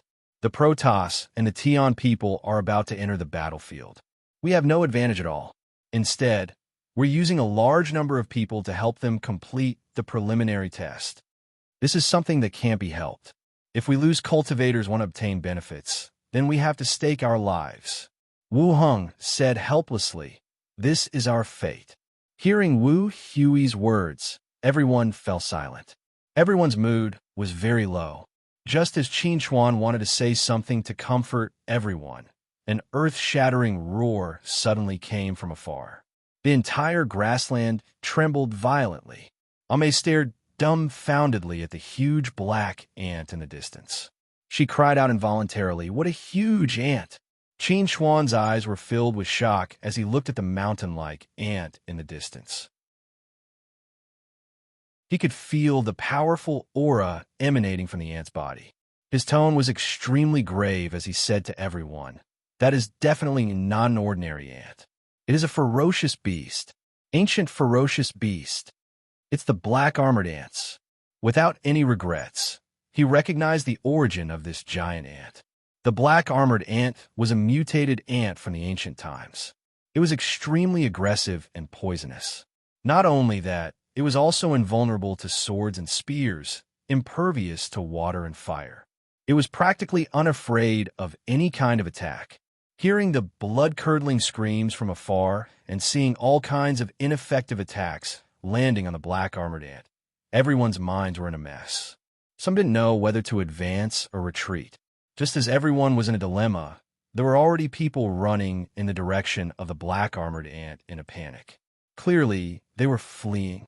Qin Chuan grabbed the person and asked, "What's going on with the black armored ants?" The person was in a hurry to escape. He wanted to break free from Qin Chuan's grasp, but he was helpless. He could only tell Qin Chuan. A group of people found the remains of a huge, ancient, ferocious beast. We were looking for an opportunity to snatch it from them. Then the black armored ants rushed out. "It's too strong. It has already killed many people." Everyone had calmed down by now. After hearing the person's words, they all frowned. The black armored ants were actually hiding under the remains of an ancient ferocious beast. In that case, the ants they encountered before should be the descendants of the black armored ants. After the person who was stopped by Qin Chuan left, everyone began to consider what to do next. There were only two paths in front of everyone. They could either go back the way they came and run for their lives, or take a detour. As for facing the black armored ants head-on, even Qin Chuan didn't dare to think about it. Who knew how strong the black armored ants were? Rashly charging at them would most likely be suicide.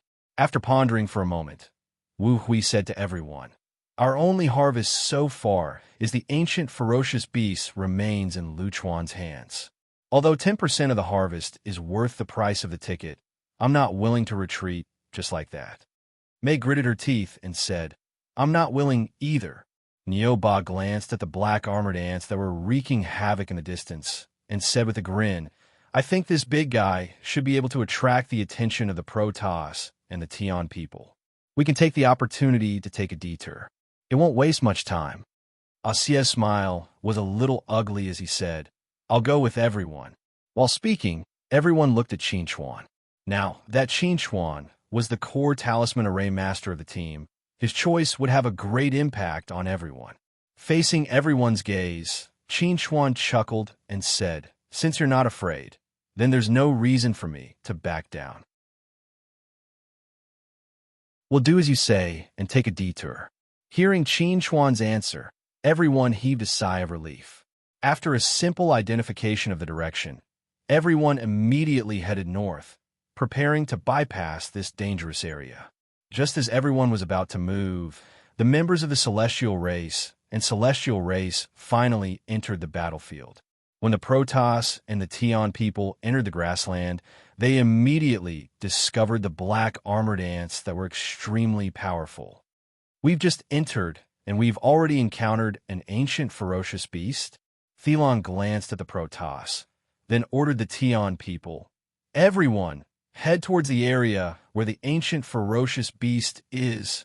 Following Thelon's order, the Tian people immediately moved, rushing towards the black armored ants. The Protoss, on the other hand, was hesitating. According to the Protoss's original plan, the first thing they should do after entering the grassland was to find Qin Chuan and capture Qin Chuan. However, with the black armored ants so close at hand, they were extremely unwilling to give up the opportunity to the Tian people. "Qin Chuan can't run away. Let's go to the ancient ferocious beast first." In the end, Lucas made the decision to go to the ancient ferocious beast first to check out the situation. If they could capture the ancient ferocious beast, then they would attack. If they couldn't, then it wouldn't be too late to turn back and look for Qin Chuan.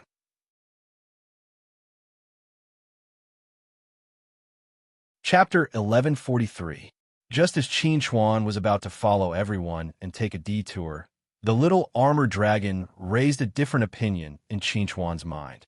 It was protesting against Qin Chuan's detour. "I want to eat. Eat. Eat it." Qin Chuan was a little surprised when he heard the little armored dragon's clamor. What did the little armored dragon want to eat? Could it be the black armored ant? Qin Chuan remained calm and collected on the surface, but he secretly began to communicate with the little armored dragon. He asked, "What do you want to eat? Black armored ant?" In response to Qin Chuan's inquiry, the little armored dragon nodded excitedly and replied, "Eat it." Qin Chuan did not know whether to laugh or cry.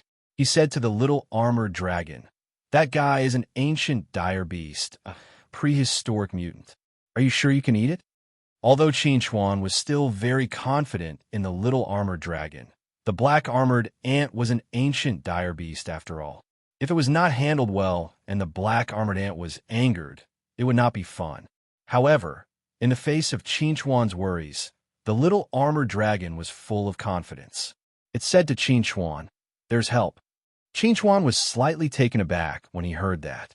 After thinking for a while, he asked, "The help you mentioned refers to the Tian people and the Protoss." In Qin Chuan's opinion, apart from the Tian people and the Protoss, no one else in the ruins was qualified to provoke the black armored ant. The little armored dragon said that there was help. Did it mean that it wanted to fish in troubled waters? Facing the excited little armored dragon, Qin Chuan hesitated for a moment before asking, "Are you really confident that you can fish in troubled waters?" The little armored dragon nodded vigorously and replied, "Fish in troubled waters. Fish in troubled waters."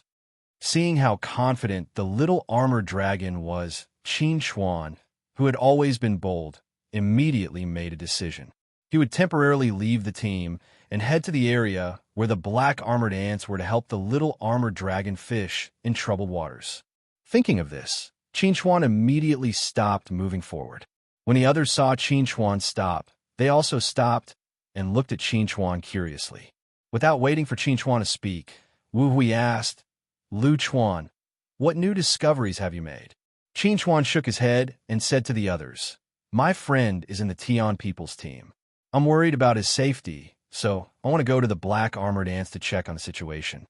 Hearing Qin Chuan's reply, Wu Hui frowned and said, "But this is too dangerous." They could understand Qin Chuan's concern for his friend's safety, But if he were to take the risk to go to the black armored ants, it would not be in line with everyone's interests. Of course, Qin Chuan knew that the others would not agree to a last-minute change in plan.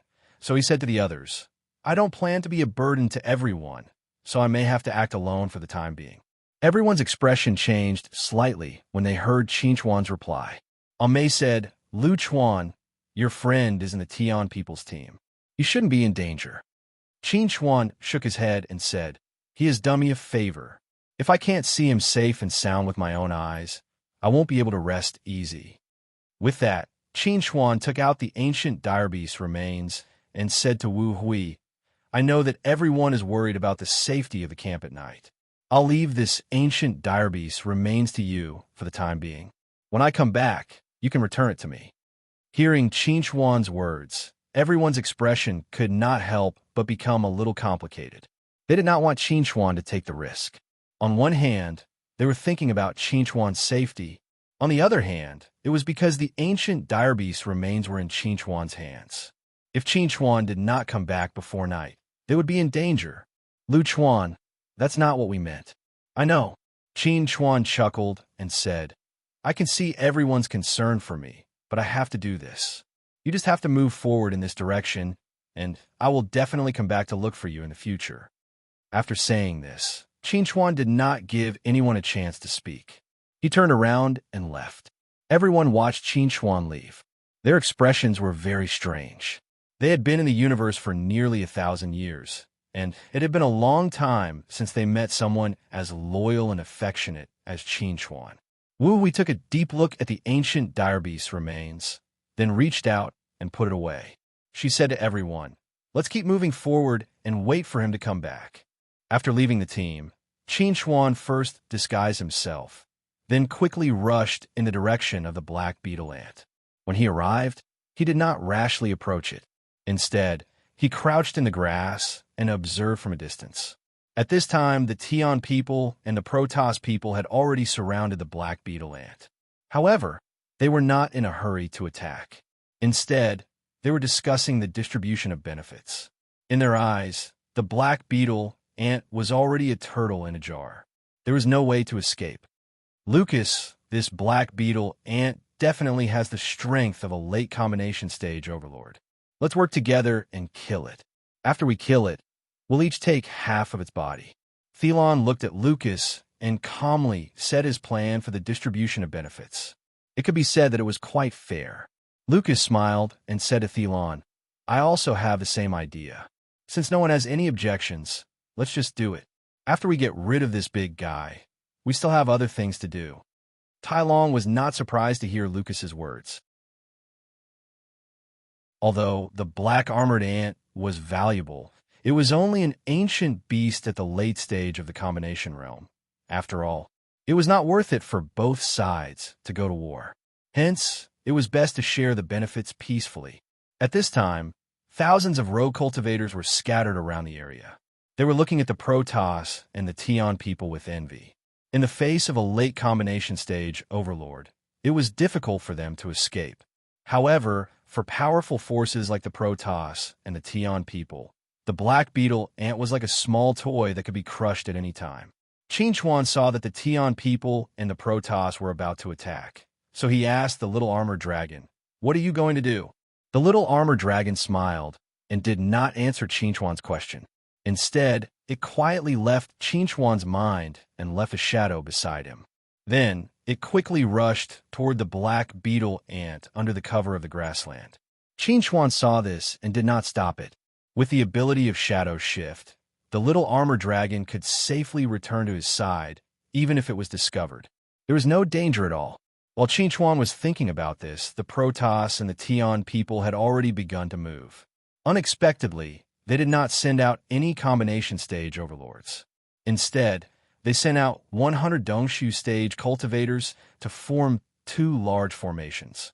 They were ready to use the power of the formations to deal with the black beetle ant. The black beetle ant, which was surrounded by the 2 large formations, obviously sensed the danger.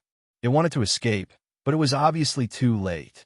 The two large formations of the Protoss and the Tion people were like two precise gears, surrounding the black beetle ant and launching a powerful attack.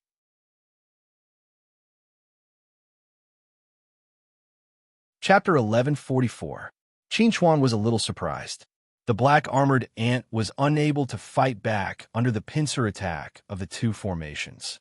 What's going on with these two formations? They're so strong that the black-armored ant can't fight back at all. Before the arrival of the Protoss and the Tion people, at least 800 Dongshu stage cultivators had died at the hands of the black-armored ant. Now, the Protoss and the Tion people had relied on only 200 Dongshu stage cultivators to make the black-armored ant lose its ability to fight back. The might of these formations was a little too frightening. Thinking of this, Qin couldn't help but think of the little armored dragon. He wondered how it was doing right now. While Qin was thinking about the little armored dragon had already sneaked up to the black-armored ant's abdomen.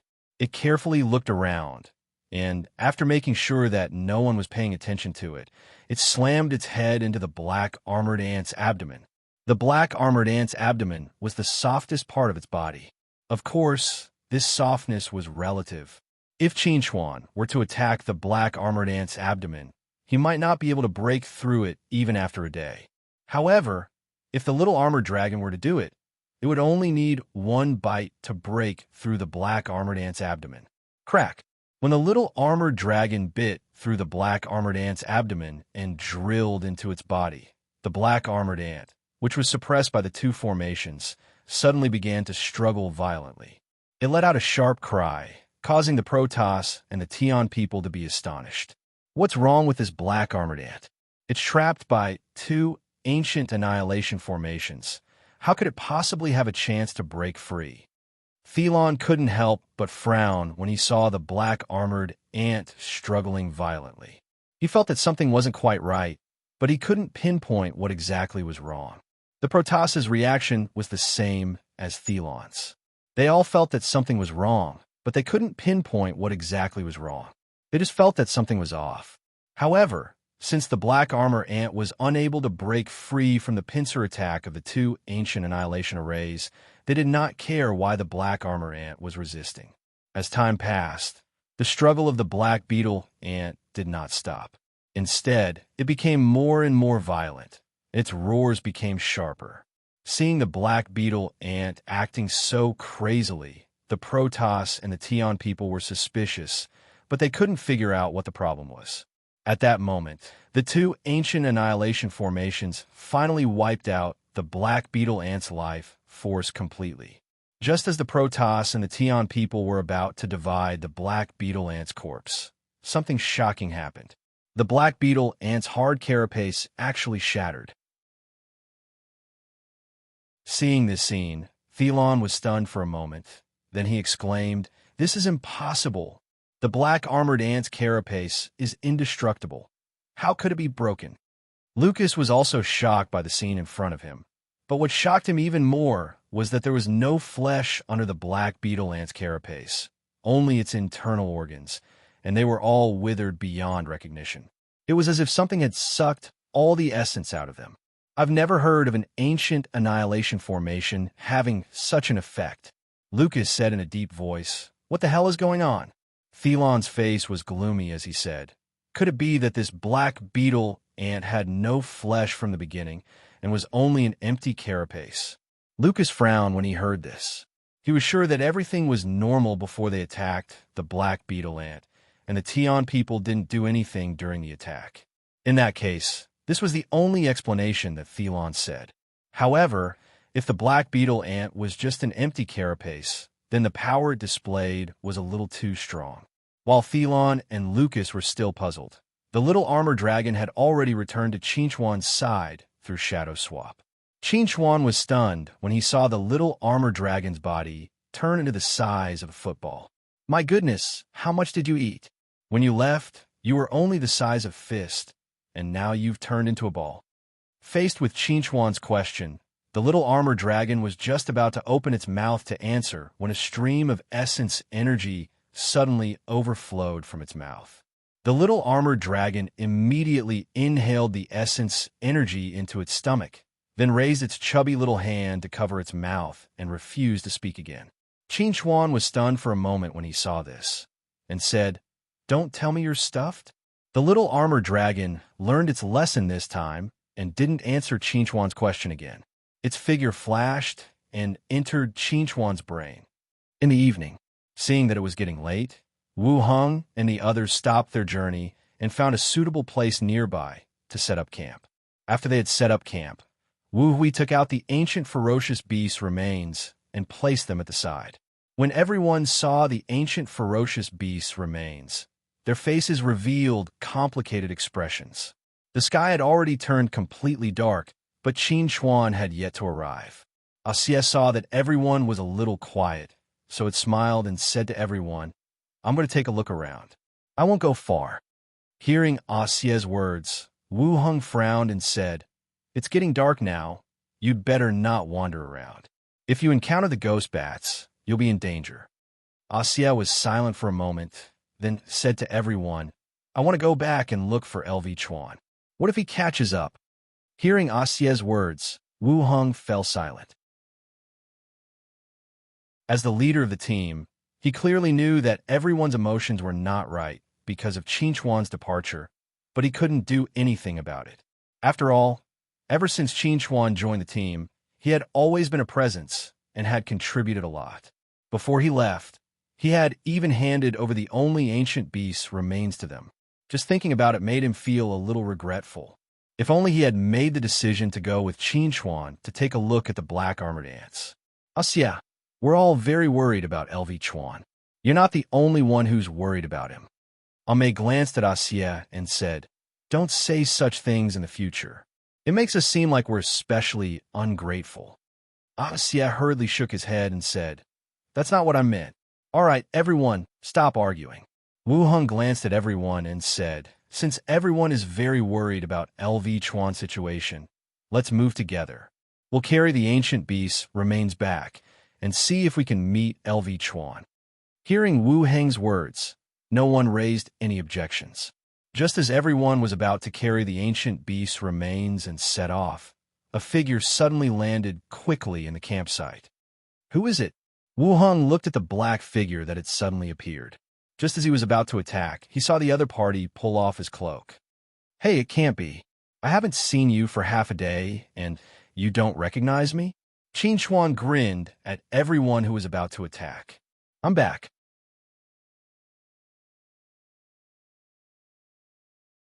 Chapter 1145. Seeing Qin Chuan's true face, Ame was pleasantly surprised. "Lu Chuan." Qin Chuan smiled and said to Ame, "Fortunately, I ran fast enough. Otherwise, I wouldn't have been able to find you before the sky turned completely dark." Hearing Qin Chuan's words, Nyoba laughed, stood up, and gave Qin Chuan a warm hug, saying, "If you had come back a little later, we would have gone to find you." Wu Hui looked at Qin Chuan with a complicated expression and said, "Welcome back." Xie also grinned and said to Qin Chuan, "Welcome back." Facing everyone's warm welcome, Qin Chuan couldn't help but feel a lot of emotions.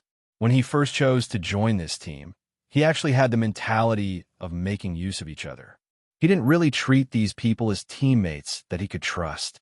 However, after yesterday's events and the conversation he secretly overheard, he felt that it was a good thing to be able to join such a team for a short period of time. "I'm exhausted from running all the way. I'll lie down and rest first," Qin Chuan said, and found a comfortable place to lie down next to the bonfire. Ame saw this and asked with a smile, "Do you need any special service?" Qin Chuan looked up and glanced at Ame, saying, "Forget it. You're not as pretty as my girlfriend." Hearing Qin Chuan's words, everyone laughed. Only Ame was angry and seemed to be very dissatisfied. However, she soon laughed as well, and the atmosphere could be said to be quite harmonious. On the other side, the atmosphere between the Protoss and the Tian people was not so harmonious. After a careful inspection, both sides found that the black beetle ant was not an empty shell from the beginning. Instead, when they used the formation to crush the black beetle ant, someone took the opportunity to devour its flesh and blood essence. That was why it became an empty shell in the eyes of the Protoss and the Tion people. Only they had the ability to secretly devour the flesh essence of the black armored ant right under their noses. As a result, both sides began to suspect and fear each other. After arguing for a while, they parted on bad terms. The Tion people continued to explore the grassland, looking for a way out. The Protoss, on the other hand, was preparing to contact the people they had arranged to keep an eye on Qinchuan. They were preparing to take action against Qinchuan. After a night of rest, Qinchuan and the rest began to move forward again. This time, after half a day of hurrying, they saw the border of the grassland, an endless mountain range. Do you see that mountain range? As long as we cross that mountain range, we will definitely be able to leave the grassland, Nyoba said excitedly. At the same time, everyone agreed. Everyone felt that the mountain range was the end of the grassland. They were looking forward to seeing with their own eyes what the world on the other side of the mountain range looked like. Involuntarily, everyone quickened their pace. As the saying goes, looking at a mountain is close to death. After continuously moving forward for a full 4 hours, they still could not reach the mountain range. As we get closer and closer to the mountain range is also getting higher and higher. Wu Hui frowned and looked at the mountain range in front of them. He said to everyone, "Let's speed up and try to get to the foot of the mountain range before it gets dark." Just as everyone was about to speed up, several figures suddenly rushed over from behind them. They looked aggressive, as if they did not come with good intentions. When everyone noticed the arrival of these people, their expressions immediately became vigilant. However, these people did not seem to notice them at all. They were cheering and rushing towards the mountain range. Seeing this scene, everyone was stunned for a moment before they understood. These people were also rushing towards the mountain range. The reason why they were so aggressive was obviously because they wanted to reach the mountain range as soon as possible and then leave the grassland. However, Qinchuan did not think so. In his eyes, these people's behavior was very strange. It looked like they were rushing towards the mountain range. However, Qinchuan's powerful spiritual power was sharp enough to capture that these people's attention was focused on him. These guys are coming for me. When he thought of this, Qinchuan did not hesitate to take out the Qilin pen and inscribe the realm of 10,000 wood in the air. He took the initiative to attack, using the realm of 10,000 wood to surround those figures. Those people did not expect Qinchuan to suddenly attack and were shocked. By the time they wanted to resist the realm of 10,000 wood, they had already lost the best opportunity to resist. When Wu Hui and the others saw Qinchuan suddenly attack, they were all shocked by Qinchuan's actions. Wu Hui subconsciously asked Qinchuan, "Is there a problem with them?" Qinchuan nodded and replied, "They seem to be rushing towards the mountain range, but in fact their attention is focused on me." Hearing Qinchuan's answer, Nyoba frowned and asked, "Do you know them? Do you have a grudge against them?" Qinchuan shook his head and said, "I don't know them, but as long as I interrogate them, I will naturally be able to get the answer I want." While speaking, Qinchuan controlled the realm of 10,000 wood to send the bound figures in front of him and asked, "You're the Protoss's people, right?" Hearing Qinchuan's words, the bound people were stunned. Their identities had been seen through just like that. Wu Hui and the others were also stunned. The people who had a grudge against Qinchuan were the Protoss's people. Seeing the changes in their expressions, Qinchuan already had an answer in his heart. He originally thought that it would take some time for the Protoss to find him, but judging from the current situation, his whereabouts were no secret to the Protoss. The Protoss had already sent people to follow him for a long time and had been monitoring his every move. "You clearly followed me from behind very well and did not expose yourselves. Why did you suddenly rush out?" Qinchuan looked at these people and said, "Are you worried that I will go to the other side of the mountain range and then lose track of me?" In the face of Qinchuan's question, the Protoss's spies chose to remain silent. They would not answer any of Qinchuan's questions. Qinchuan sighed when he saw this. He originally wanted to spend more time with Wu Hui and the others as an ordinary person, but now it seemed impossible. If he continued to stay with Wu Hui and the others, it was very likely that they would be implicated. Qin Chuan knew that he would not be able to get any useful information, so he directly strangled these people with a realm of 10,000 wood. After doing this, he turned his head to look at Wu Hui and the others and said, "It seems that we can't continue to act together. My enemy has already found me. He is the Protoss's man. If you continue to stay with me, you will definitely be implicated." Hearing Qin Chuan's words, Wu Hui and the others' expressions immediately became complicated. Although they had already expected this result, they still found it difficult to accept in their hearts.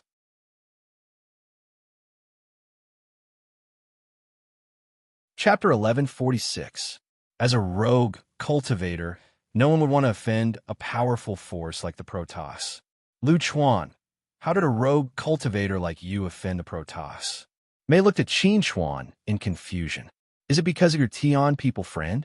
In Mei's opinion, Qin Chuan was just a rogue cultivator. It was impossible for him to take the initiative to offend the Protoss. It was only because of his Tian people friend that he could have some involvement with the Protoss. Qin Chuan nodded and said, "You can say that, but it's hard to explain." Qin Chuan paused for a moment, then said to everyone, "Don't ask anymore. Let's continue on our way. When we reach the mountain range, we'll split up. The Protoss target is me. If the Protoss finds you and asks about my request, you'll have to answer truthfully." Hearing Qin Chuan's words, everyone who still had many questions in their hearts couldn't help but fall silent. Everyone's expression was a bit complicated. Although they had only known Qin Chuan for a short 2 days, they had already regarded Qin Chuan as their friend. But in the blink of an eye, their friend was about to leave. No matter how reluctant they couldn't make him stay because they couldn't afford to offend the Protoss. On the way to the mountain range, everyone was silent. Qin Chuan didn't have the mood to adjust the atmosphere. He just wanted to cross the mountain range as soon as possible and disappear from the Protoss's surveillance. Finally, before night fell, everyone finally reached the foot of the mountain range. Looking up at the majestic mountain range, everyone's mood was both excited and sad. They were excited because they would be able to enter a whole new world after crossing this mountain range. They were sad because it was time for them to say goodbye to Qin Chuan. Qin Chuan was never a sentimental person. Without waiting for the others to speak, he chuckled and said, "Actually, we've only known each other for 2 days. We're barely good friends. Now that we're about to part ways, I don't have anything good to give you, so I'll just give you the remains of the ancient ferocious beast." To Qin Chuan, the greatest use of the remains of ancient beasts was for the little armored dragon to devour. Now that the little armored dragon was about to explode from eating the black armored ants, it was useless even if he kept it. Since that was the case, he might as well give it to Wu Hui and the others. Hearing Qin Chuan's words, no one knew what to say, nor did they know how to face Qin Chuan. However, Qin Chuan didn't care about this. After all, these people were his companions, and they would definitely be noticed by the Protoss. The remains of the primordial beast were his compensation for these people. With this, he could leave in peace without worrying too much. Qin Chuan took out the remains of the ancient ferocious beast and placed it in front of everyone. Then, he turned around and disappeared into the night. Seeing Qin Chuan leave, Mei said with a complicated tone, "I didn't even have time to say goodbye to him." Wu Hui sighed and said, "When it's time to meet again, we'll naturally meet again." After leaving the group, Qin Chuan didn't have any intention of spending the night at the foot of the mountain. He chose to directly enter the mountain and cross the mountain range as quickly as possible, then go to the other side of the world. The mountain range was very majestic and tall. Qin Chuan originally wanted to fly directly over it, but the sky above the mountain range was a restricted area. Even a body integration stage overlord couldn't fly. Helpless, Qin Chuan could only enter the mountain forest from ground. He leaped onto roofs and vaulted over walls, quickly climbing up like an agile monkey. Qin Chuan was mentally prepared to encounter all kinds of dangers. However, to his surprise, there was no danger along the way. The entire mountain forest was quiet, and there was almost no sound. After advancing for a while, Qin Chuan frowned and stopped. He completely released his mental strength and sensed the surrounding environment. The feedback from his mental strength clearly told him that all of this was not an illusion, but reality. Why is there not a single living thing in this mountain forest? Only trees? Qin looked around. Not to mention small animals. There wasn't even a mosquito. This was really abnormal. However, Qin only pondered for a moment and then continued on his way. No matter what was in front of him, he had to move forward unless he wanted to go back the way he came. After climbing for most of the night, Qin finally arrived at the top of the mountain. He stood on a big tree and looked into the distance. He fell into deep shock when he saw the vast world on the other side of the mountain range.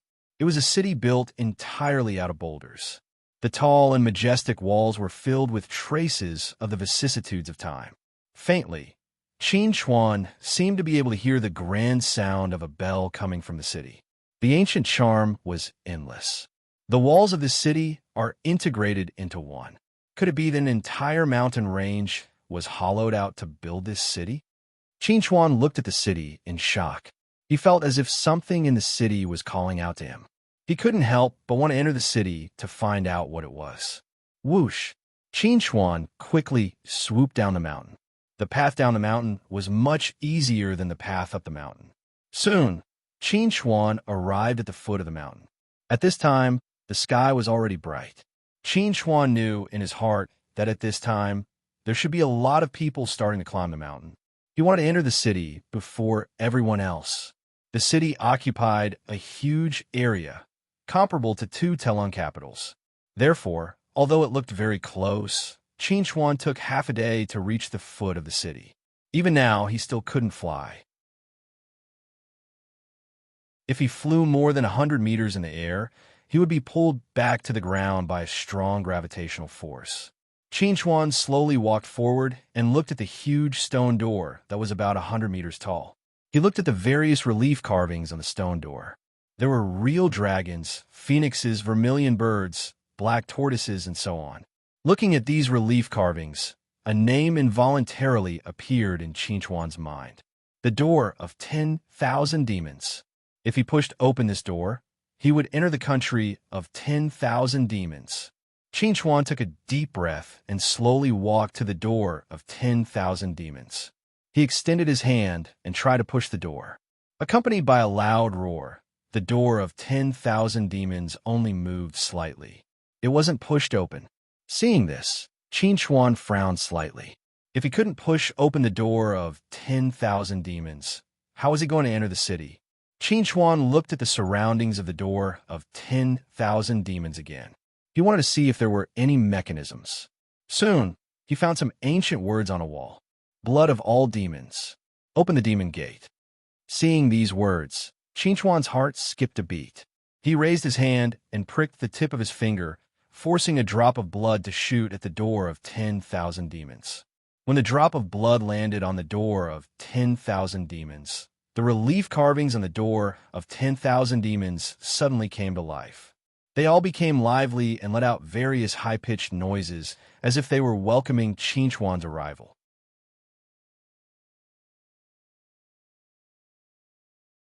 Chapter 1147. Qin looked at the reliefs that had come alive from the gate of 10,000 demons in astonishment. These reliefs surrounded him affectionately, either welcoming him or surrendering to him. Following a series of cracking sounds, the gate of 10,000 demons that had been sealed for countless years finally opened once again. Rumble. When the gate was completely opened, Qin subconsciously looked toward the city.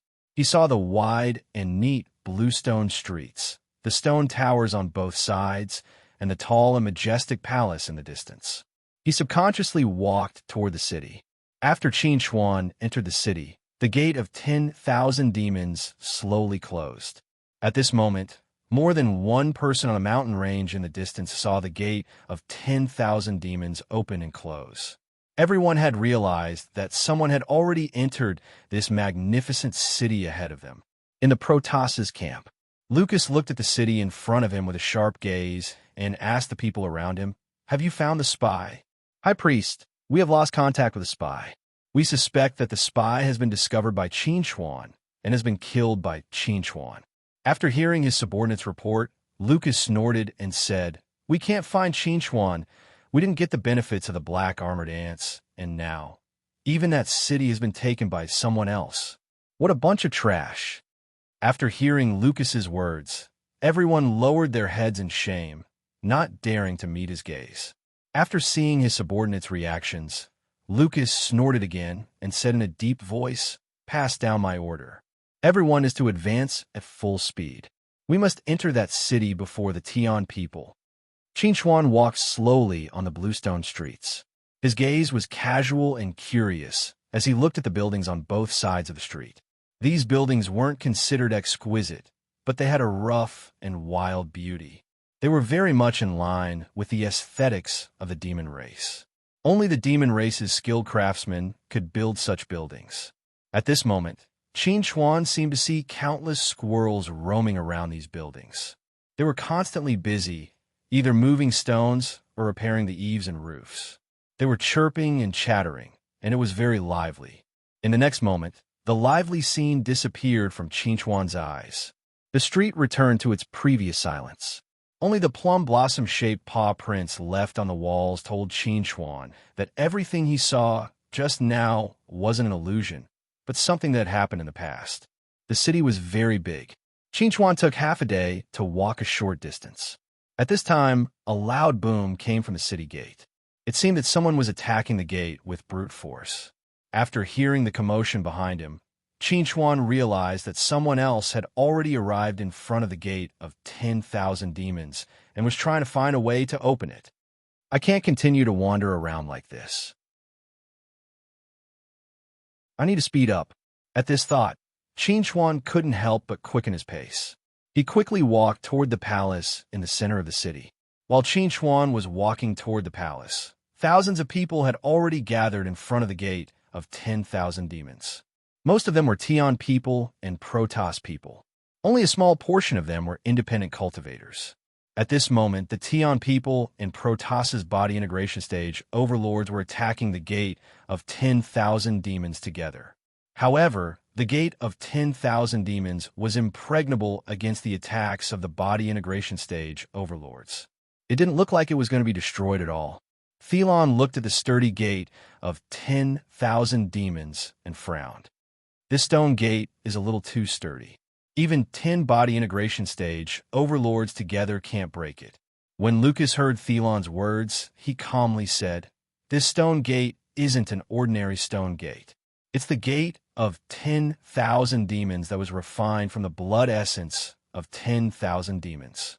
Under normal circumstances, only the power of a demon's bloodline can open this gate. It's too difficult for us to use brute force to break open this gate of 10,000 demons." After hearing Lucas's words, Thelon asked, "Are you saying that the person who entered this gate earlier was a demon?" Lucas shook his head and said, "Not necessarily. Perhaps that person accidentally obtained a demon's bloodline, or he could be a half-demon." Speaking up to this point, Lucas paused for a moment before continuing. "Previously, when we were crossing this mountain range, I was curious as to why there wasn't a single living thing in this mountain range. Now, it seems that this mountain range was originally inhabited by the descendants of the demon clan. In order to prevent us from capturing these descendants of the demon clan and using their bloodline to open the door of infinite demons, a great demon kept all of them in this city. But when the gate of 10,000 demons opened earlier, we didn't see any large groups of descendants of the demon race entering." Thelon frowned and said, "Could it be that someone captured the descendants of the demon race who didn't manage to enter the city in time?" Lucas nodded and said, "I thought so too. The possibility of this happening is very high." Thelon glanced at the tightly shut gate of 10,000 demons, then looked at the words carved on the stone wall. He couldn't help but think of Chinchuan. Ever since he entered the ruins, he had been paying attention to Chinchuan's whereabouts, but he hadn't been able to see Chinchuan. He felt that if there was anyone among the rogue cultivators who was most likely to enter the city first, it would definitely be Chinchuan. Thinking of this, Thelon was suddenly curious. If the person who entered the city was really Chinchuan, then what would Chinchuan be doing now? Just as Thelon was thinking about Qin Chuan had already reached the foot of the palace.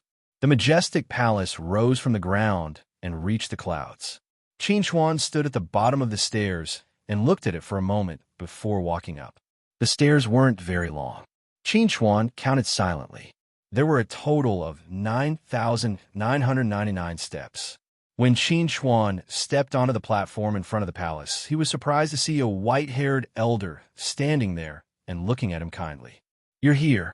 The elder smiled at Qin Chuan and appeared very gentle. Qin Chuan looked at the elder in surprise and said, "You know me? You've been waiting for me?" The elder shook his head and said to Qin Chuan, "I don't know you, but I've been waiting for someone. Since you're here, then the person I've been waiting for should be you." The elder's words made Qin Chuan feel a little confused. He looked at the elder in confusion and asked, "What kind of person are you waiting for? Or rather, what kind of person am I in your eyes?" The elder looked at Qin Chuan deeply and said, "Someone who can make the sect of 10,000 demons welcome him with respect must be a future king." Qin Chuan looked at the elder deeply and asked, "King, I'm only at the peak of the insightful emptiness realm. I'm still very far from what you think of as a king." "That's why I said you're a future king." The elder looked at Qin Chuan and said, "You have the bloodline of the true dragon. You'll definitely become a king in the future." Hearing the elder's words, Qin Chuan frowned slightly and said, "You can't tell?"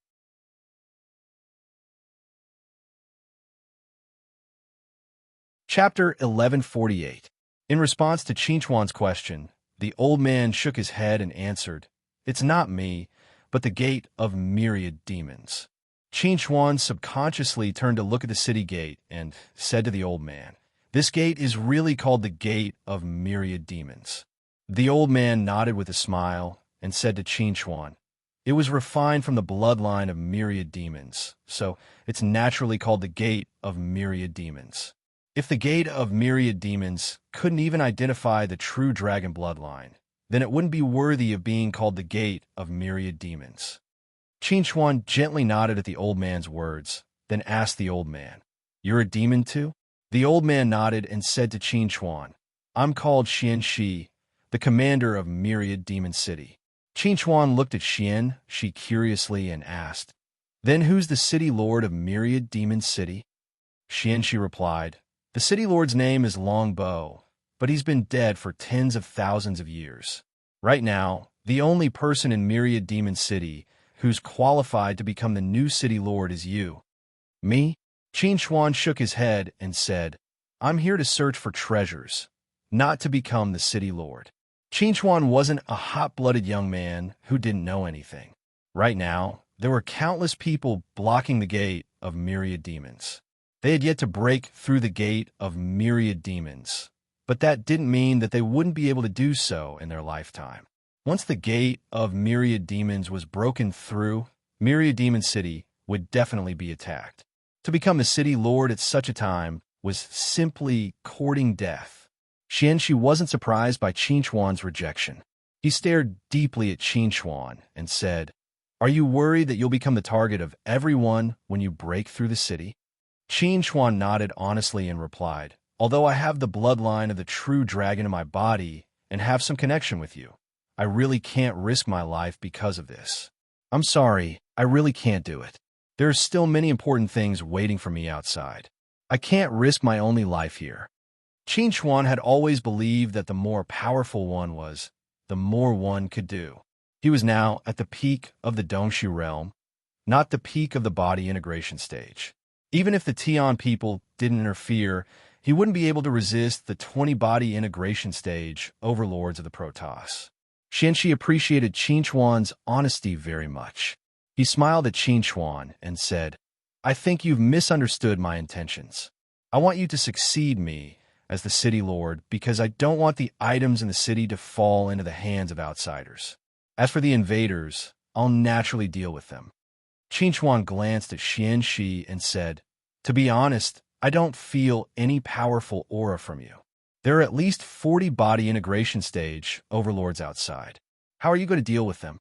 Xian Shi smiled and said to Qin Chuan, "I naturally have a way to deal with them."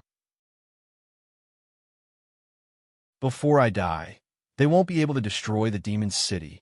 Seeing Xian Shi's firm attitude, Qin Xuan asked curiously, "What is it that you want me to take with me?" Xian Shi turned to the side and made an inviting gesture to Qin Xuan. "Please follow me." Rumble. Hearing the loud noise from the city gate, Qin Xuan subconsciously turned his head to look behind him, as if he was worried that the door of myriad demons would be breached. "Don't worry. With their strength, they'll need at least 3 days to break through the door of myriad demons," Xian Shi said to Qin Xuan. "Before that, you don't have to worry about running into them." Qin Xuan nodded and followed Xian Shi into the palace. When he saw the countless figures hiding in the palace, Qin Xuan was stunned. There were tens of thousands of demon clan members hiding in the palace. Xian Shi sighed when he saw Qin Xuan's shocked expression. He said to Qin Xuan, "They are the descendants of our demon clan. For generations, they've lived in the Great Demon Ridge outside the city. If it weren't for the invaders, they might still be living freely in the Great Demon Ridge. In order to prevent the invaders from using them to open the door of myriad demons, I took them all into the city." Qin Xuan asked curiously, "Apart from you, who else was in the city?" Xian Shi shook his head and replied, "Ever since City Lord Long Bai passed away, I'm the only one left." Qin Xuan looked at Xian Shi and asked, "How did Long Bai die?" "No matter who you are, even if you're a supreme existence, you can't escape from old age, sickness, and death." Xian Shi sighed and said, "City Lord Long Bai passed away after 74,000 years." Hearing Xian Shi sigh, Qin Xuan pursed his lips and asked, "Are you all trapped here?" Xian Shi shook his head and replied, "I don't know what happened back then. The expeditionary army left and never returned. However, this is our home. Someone has to stay behind to protect it." Qin Xuan couldn't help but think of the scene he saw in his dream. The expeditionary army was probably the pitiful people who were slaughtered by the human sovereign. With this in mind, Qin Xuan couldn't help but sigh and ask Xian Shi, "Do you know about the Void Empire?" Xian Shi replied, "Of course I know about the Void Empire. Our demon race and the human race are the vanguard against the Void Empire. We're mortal enemies with the Void Empire." Qin Xuan took a deep look at Xian Shi and asked, "What do you think of the human sovereign?" Xian Shi pondered for a moment before answering, "You is a good human sovereign. You." Qin Xuan was slightly moved after hearing Xian Shi's way of addressing the human sovereign. He asked, "The human sovereign's name is you?" Xian Shi nodded and sighed. He told Qin Xuan, "You came from the outside world, but you don't know the human sovereign's name. I'm sure the outside world has changed a long time ago." Since a long time ago, Xian Shi had already guessed that the outside world was no longer the world he was familiar with. The demon race probably no longer existed. Otherwise, it wouldn't have taken so many years for people to arrive at Myriad Demon City. Qin Xuan looked at Xian Shi with a complicated gaze and replied, "The human race and the demon race have now retreated from the stage of history and are hiding in a corner to recuperate. I could be said to be the strongest of the two races. Most of them are only at the nascent soul realm." Xian Shi fell silent after hearing Qin Xuan's words. He didn't expect the situation of the human race and the demon race to be worse than he imagined. Not only did they lose their homeland, they didn't even have a single overlord at the body integration realm. Most of them were only at the nascent soul realm. How sad. The once strongest race in the universe has fallen to such a degree. I thought you were the heir of one of the two races. I didn't expect you to be the leader." Xian Shi let out a long sigh and said to Qin Xuan, "If that's the case, you have to take that thing away." Qin Xuan asked curiously, "What is this thing you're talking about?" Xian Shi gave Qin Xuan a deep look and said, "It's the hope for the human race and the demon race to rise again."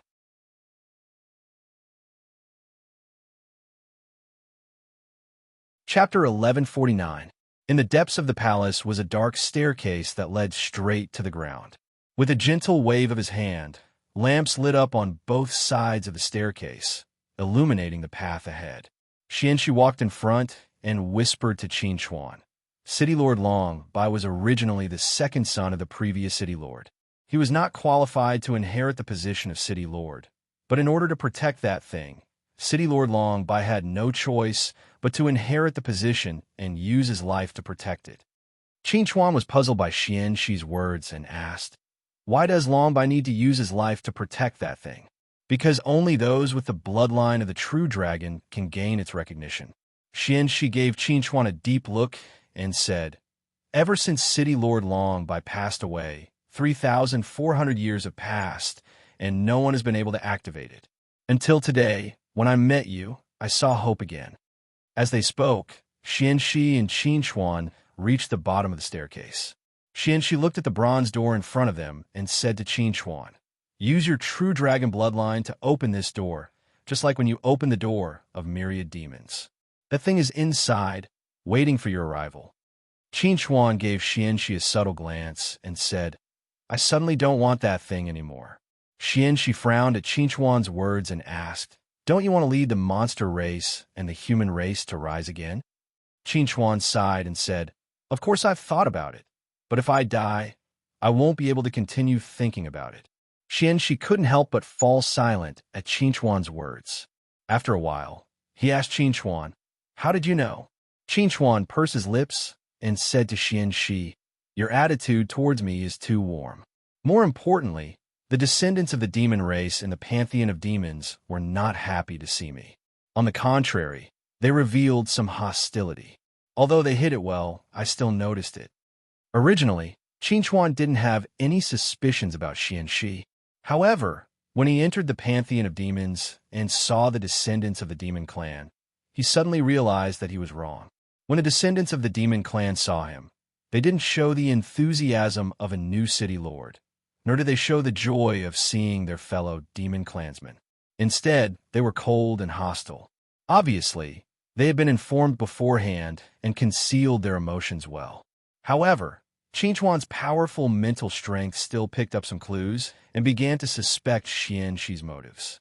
To be honest, Qin Chuan really didn't want to suspect Xian Shi, but the truth was right in front of him.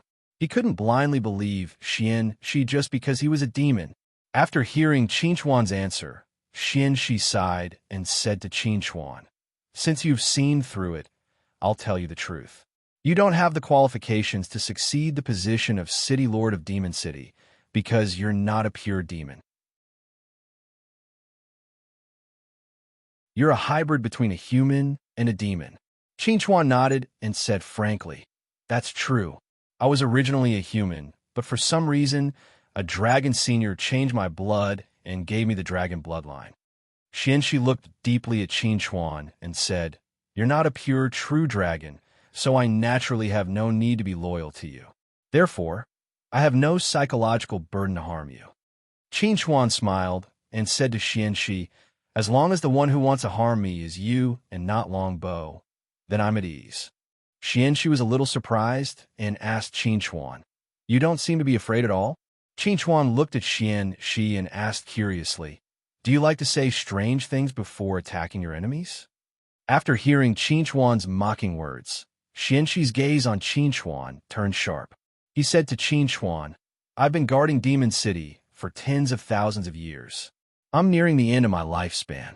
If I can't complete the bloodline transformation at this time and turn from a Xian snake to a true dragon, then I'll die for sure. Your arrival has given me hope. As long as I devour the true dragon bloodline in your body, I'll definitely be able to turn into a true dragon."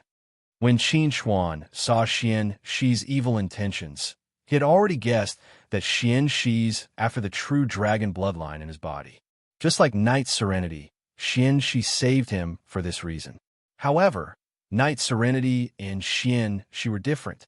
Knight Serenity wanted to make a deal with him and had no intention of harming him. Xian Shi, on the other hand, wanted to devour him and make him disappear from this world forever. Qin Chuan sighed and said to Xian Shi, "You're at least at the peak of the unity stage, right? That's why you're not afraid of the true dragon bloodline suppression, right?" Xian Shi sneered at Qin Chuan's words. That's right. Once I devour the true dragon bloodline in your body, I'll definitely be able to break through to the peak of the unity stage. Become one of the rulers of this universe." Qin Chuan nodded. "If your plan succeeds, you might really be able to become one of the rulers of this universe.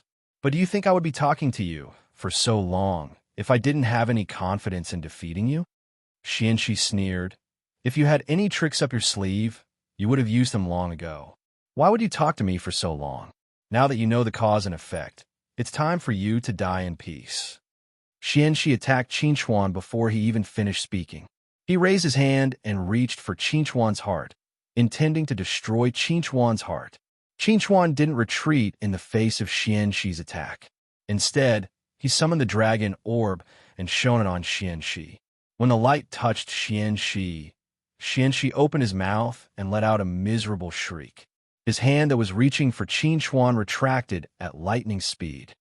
This is heavenly light. Xianxi couldn't believe it. His voice was filled with fear. He didn't expect Qinchuan to have mastered such a supreme skill. Qinchuan pursed his lips when he saw Xianxi being restrained by heavenly light. That's right, it's heavenly light. I am a new Dragon Lord of Dragon Valley. As a Yao with a thin dragon bloodline, you're most afraid of heavenly light. Unless you're willing to force out the dragon bloodline in your body, you won't be able to resist me. And once you do, you'll probably turn into ashes immediately. Hearing Qinchuan's words, Xianxi's tone was filled with resentment. Since you're the Dragon Lord and have mastered such a supreme skill as heavenly light, why didn't you tell me earlier? Qinchuan sneered. I've been talking so much nonsense with you because I wanted to see if you still had any regrets. But I can see that you've completely betrayed the Yao race. The thin dragon clan bloodline in your body was probably obtained from Longbow. Xianxi's expression changed drastically. Qinchuan was right. The dragon bloodline in his body did come from Longbow.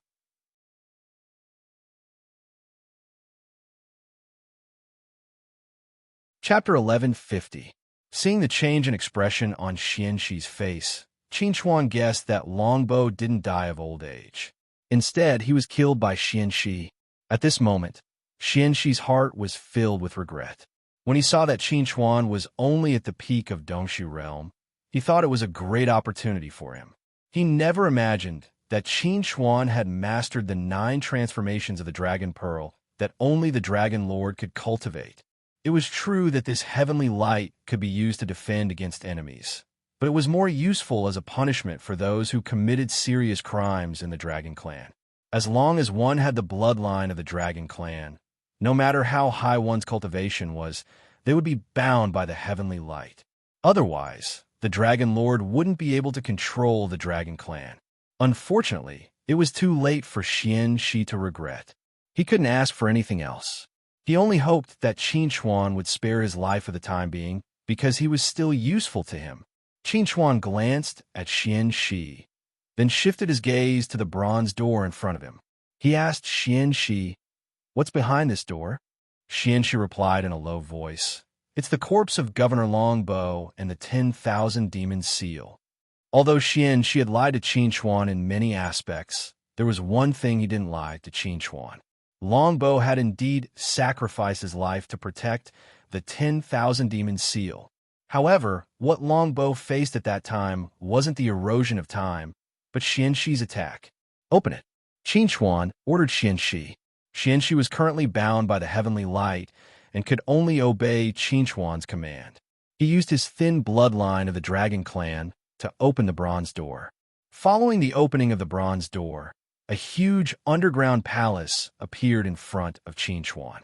In the middle of the palace was a high platform. On top of the platform, the silhouette of an azure dragon was hovering. The dragon's aura was dense and shocking. Qinchuan didn't need Xianxi to tell him that the azure dragon must be Longbow. For the looks of it, Longbow's appearance was actually somewhat similar to Song Hao's. Xianxi stood behind Qinchuan and whispered to Qinchuan.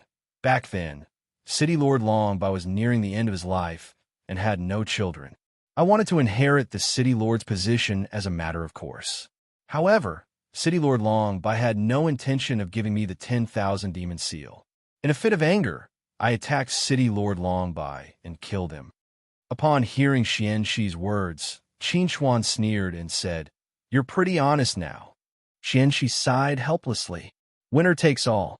I've already lost, so there's no need for me to hide anything." Qin Chuan no longer paid any attention to Xian's snake. Instead, he turned his attention to the light green square seal placed in front of Long Bow. It looked somewhat similar to the cyclic sky seal he had obtained before. Xianxi noticed Qin Chuan's gaze and said to Qin Chuan, "That's the 10,000 demon seal. It's also the symbol of the city lord of Myriad Demon City. It's a supreme saint artifact." Qin Chuan turned to Xianxi and asked, "It's been so many years. You still can't take the 10,000 demon seal?" As he spoke, Qin Chuan sent a strand of mental energy to Xianxi and said, "Sign this contract and then talk to me." Although Xianxi was already under Qin Chuan's control, Qin Chuan still decided to make Xianxi sign a slave contract to prevent him from deceiving him. Looking at the slave contract floating before him, Dusk Snake fell silent for a moment. In the end, he did not have the courage to refuse. He resigned himself to his fate and signed a slave contract with Qin Chuan, becoming yet another slave by Qin Chuan's side. After signing the contract, Xianxi said to Qin Chuan, "There are two ways to take the 10,000 demon seal. The first way is for the city lord to teach it to me personally. Back in the day, I hoped that city lord Longbow would teach me the 10,000 demon seal through this method, but he didn't. The second way is to have a god spirit bloodline. There are only two types of god spirit bloodline in the Yao clan. They're the true dragon bloodline and the phoenix bloodline." Qin Chuan heard this and asked, "So, I can take the 10,000 demon seal?" Xianxi nodded and answered, "Master, you can take the 10,000 demon seal. I've been trying to consume the true dragon bloodline in City Lord Longbow in order to take the 10,000 demon seal. Later, when Master arrived, I wanted to borrow Master's hand to take the 10,000 demon seal and force Master to teach it to me."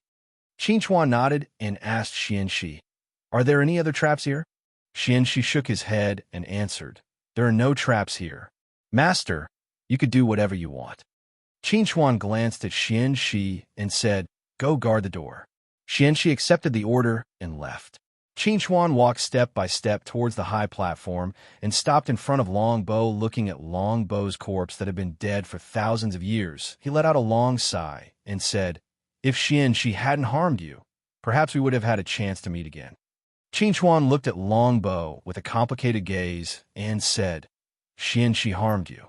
I should have executed him immediately, but I still have many enemies outside the city. I need Xianxi's power to deal with them. Once I've eliminated those enemies, I guarantee that I'll personally send Xianxi to the 9 underworlds so that you can personally punish him." Qin Chuan had never thought of sparing Xianxi's life from the very beginning. Although she was at the peak of the Unity stage and would be a great help, Qin Chuan couldn't accept the fact that Xianxi had devoured Longbow. Therefore, he chose to execute Xianxi after using him. He didn't have any psychological burden in doing so. After speaking to Longbow's corpse, Qin Chuan reached out to grab the 10,000 demon seal. When he touched it, a hazy silhouette suddenly appeared on the 10,000 demon seal.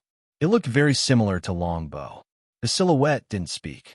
It just quietly glanced at Qin Chuan before dissipating into a beam of light and shooting into Qin Chuan's forehead. Buzz! The 10,000 demon seal trembled slightly. It hummed in Qin Chuan's hand as if it was alive, as if it was trying to say something. The 10,000 demon seal and the cyclic sky seal are both supreme quality saint artifacts. I wonder if there's a connection between them. Qin Chuan bowed deeply to Longbow's corpse after some thought.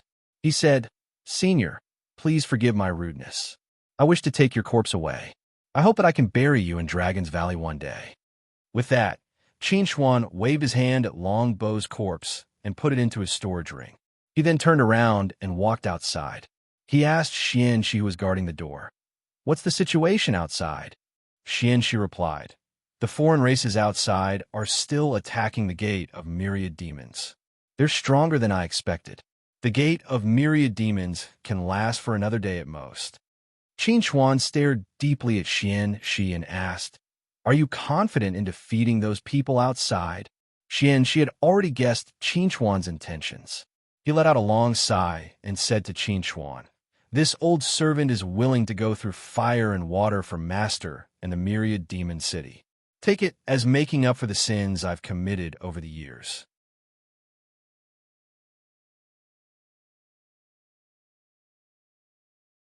Chapter 11:51. More and more people had gathered outside the door of 10,000 demons. There were more than 30,000 of them. Other than the Protoss and the Tion people, there were also some other forces. Most of them were rogue cultivators with no background. Wu Heng and the rest were also outside the door of 10,000 demons and were watching from afar. Where do you think LV Chuan went? Ame looked at the rogue cultivators around her and whispered to the people around her, I heard that the door of 10,000 demons opened once before and someone entered the demon city. Could that person be LV Chuan? Wu Heng shook his head and said, LV Chuan is powerful, but the door of 10,000 demons isn't something that anyone can open easily. Look, so many overlords in the form synthesis stage couldn't break the door of 10,000 demons even after joining forces. LV Chuan can't be stronger than these overlords, right? Xie thought for a while and said, when I was asking around, I found out that anyone with a demon bloodline can open the door of 10,000 demons. Could LV Chuan have met a demon descendant who was alone in the forest and used the descendant's bloodline to open the door of 10,000 demons? Don't make wild guesses. Nioba snorted and said, it doesn't matter whether LV Chuan has entered the door of 10,000 demons or not. It's best that he hasn't been discovered. Everyone nodded in agreement when they heard Nioba's words. From what they knew, Qin Chuan should be hiding from the Protoss and not continue to explore and search for treasures. After all, his life was the most important. Everything else was just a mere worldly possession. Ame looked at the 20 overlords in the form synthesis stage who were attacking the door of 10,000 demons and asked everyone, how long do you think it will take for them to break the door of 10,000 demons? Wu Hui pondered for a moment before replying. They have already been attacking continuously for more than half a day. No matter how strong the defense of the gate of 10,000 demons is, it should have reached its limit. I guess that they will definitely be able to break through the gate of 10,000 demons in half a day. Nioba nodded and said, I think so too. They still need half a day. Xie was just about to join in the discussion when he suddenly exclaimed with surprise, and he said to everyone, look quickly, there's someone on the city wall. When the crowd heard Xie's words, they instinctively lifted their heads and looked at the city walls of the demon city. When they saw the two figures standing on the city walls, a look of shock appeared on their faces as they cried out in alarm. There really is someone. One after another, many people discovered the existence of the two figures on the city wall. After the news spread, the Protoss and the Tion people immediately stopped their attack and turned all their attention to the two people standing on the city wall. Thelon looked at the two figures standing on the city wall. Their auras were completely covered by the black cloaks. He frowned and asked the people around him, go and find out who they are. Are they people who entered the demon city a long time ago? Or are they natives of the city? This was a very crucial question that had to be answered. Qin Chuan looked at the countless figures outside the city gate. His eyes accurately locked onto the Protoss at the front. He said to Dusk Snake, do you see those Protoss guys? When Dusk Snake heard Qin Chuan's words, he subconsciously looked at the group of Protoss in white robes. He said to Qin Chuan, I see them. Are they Master's enemies? Qin Chuan nodded and said to Dusk Snake, that's right. They are my enemies.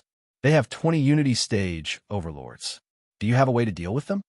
Dusk Snake glanced at the 20 Unity Stage overlords among the Protoss and replied, there are only 4 late Unity Stage overlords. There's nothing to be afraid of. Although the Protoss had 20 Unity Stage overlords, the strongest among them was only at the late Unity Stage. Dusk Snake, on the other hand, was at the peak of the Unity Stage. It might take some effort for Dusk Snake to kill them, but it definitely wouldn't be difficult. Of course, the Protoss weren't pushovers either. They might have some hidden trump cards. Therefore, Dusk Snake wasn't completely confident that he could kill all of the Protoss. Qin Chuan smiled and said to Dusk Snake, "Then get ready.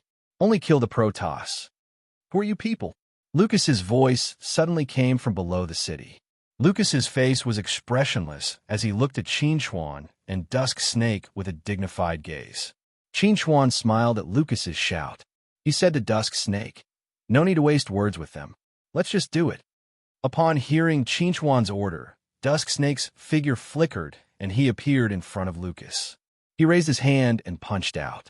A terrifying force instantly surged toward Lucas. Lucas's expression changed when he saw Dusk Snake's sudden attack. He let out a low growl and placed a mirror in front of him. Under Dusk Snake's attack, the mirror only lasted for a moment before it shattered. The powerful force of the attack didn't diminish in the slightest as it slammed into Lucas's chest. This attack should have been fatal, but after the mirror absorbed part of the force, it only managed to injure Lucas.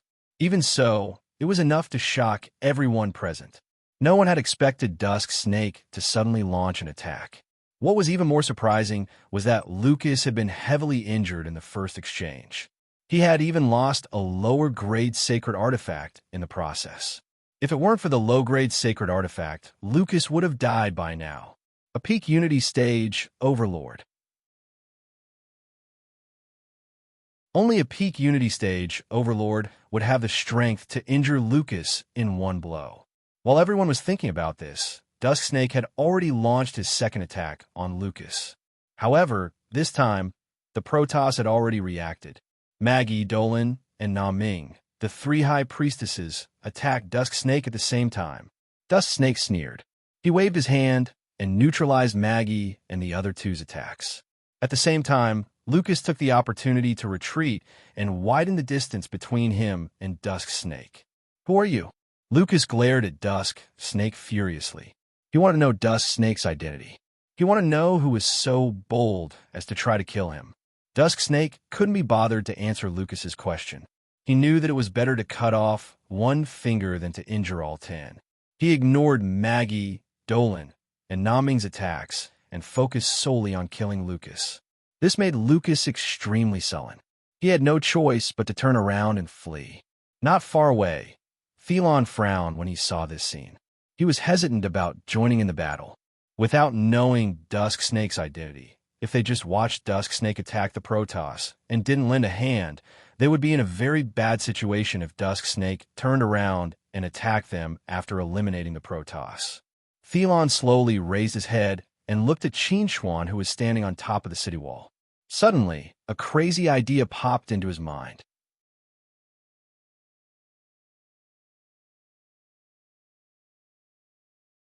Chapter 1152. Thelon, what are you waiting for? Lucas, who was being chased by Dusk Snake, roared angrily at Tai Long, hoping that the Celestials would join the battle and relieve their pressure. Although they had 20 body integration stage overlords, they still weren't strong enough to face an overlord at the peak of the body integration stage like Xian Shi. The Tian people all looked at Thelon when they heard Lucas' words. As long as Thelon gave the order, they would immediately reinforce the Protoss. Everyone could see that once the Protoss were eliminated, it would be the Tian people's turn. Just when everyone thought that Thelon would give the order to reinforce the Protoss, Thelon said to them, "Everyone, listen up. Keep an eye on the other person standing on the wall. If he doesn't join the battle, we won't attack." When the Sky Clan members heard Tai Long's words, they were slightly taken aback. After which, they subconsciously turned their gazes towards Qin Chuan, who was standing on the city wall. Everyone seemed to have thought of something as their expressions turned extremely grave. After giving the order, Thelon turned to Lucas and said, "High Priest Lucas, the enemy, isn't alone. He has a helper watching from the sidelines. We Tian people will help you keep an eye on this helper. You just need to surround and annihilate him with all your might." Lucas almost went crazy when he heard Thelon's words. The Tian people clearly didn't want to help them. However, the Tian people's reason was too reasonable. They couldn't find a way to refute it. Just as Lucas was about to say something, a great demon energy suddenly appeared beside him. It wrapped around his arm and tore it off. "You're still in a mood to chat with others when you're fighting me? You're looking down on me." Xianxi glowered at Lucas. He raised his hand and crushed Lucas' arm into ashes. Lucas, who had lost an arm, was terrified.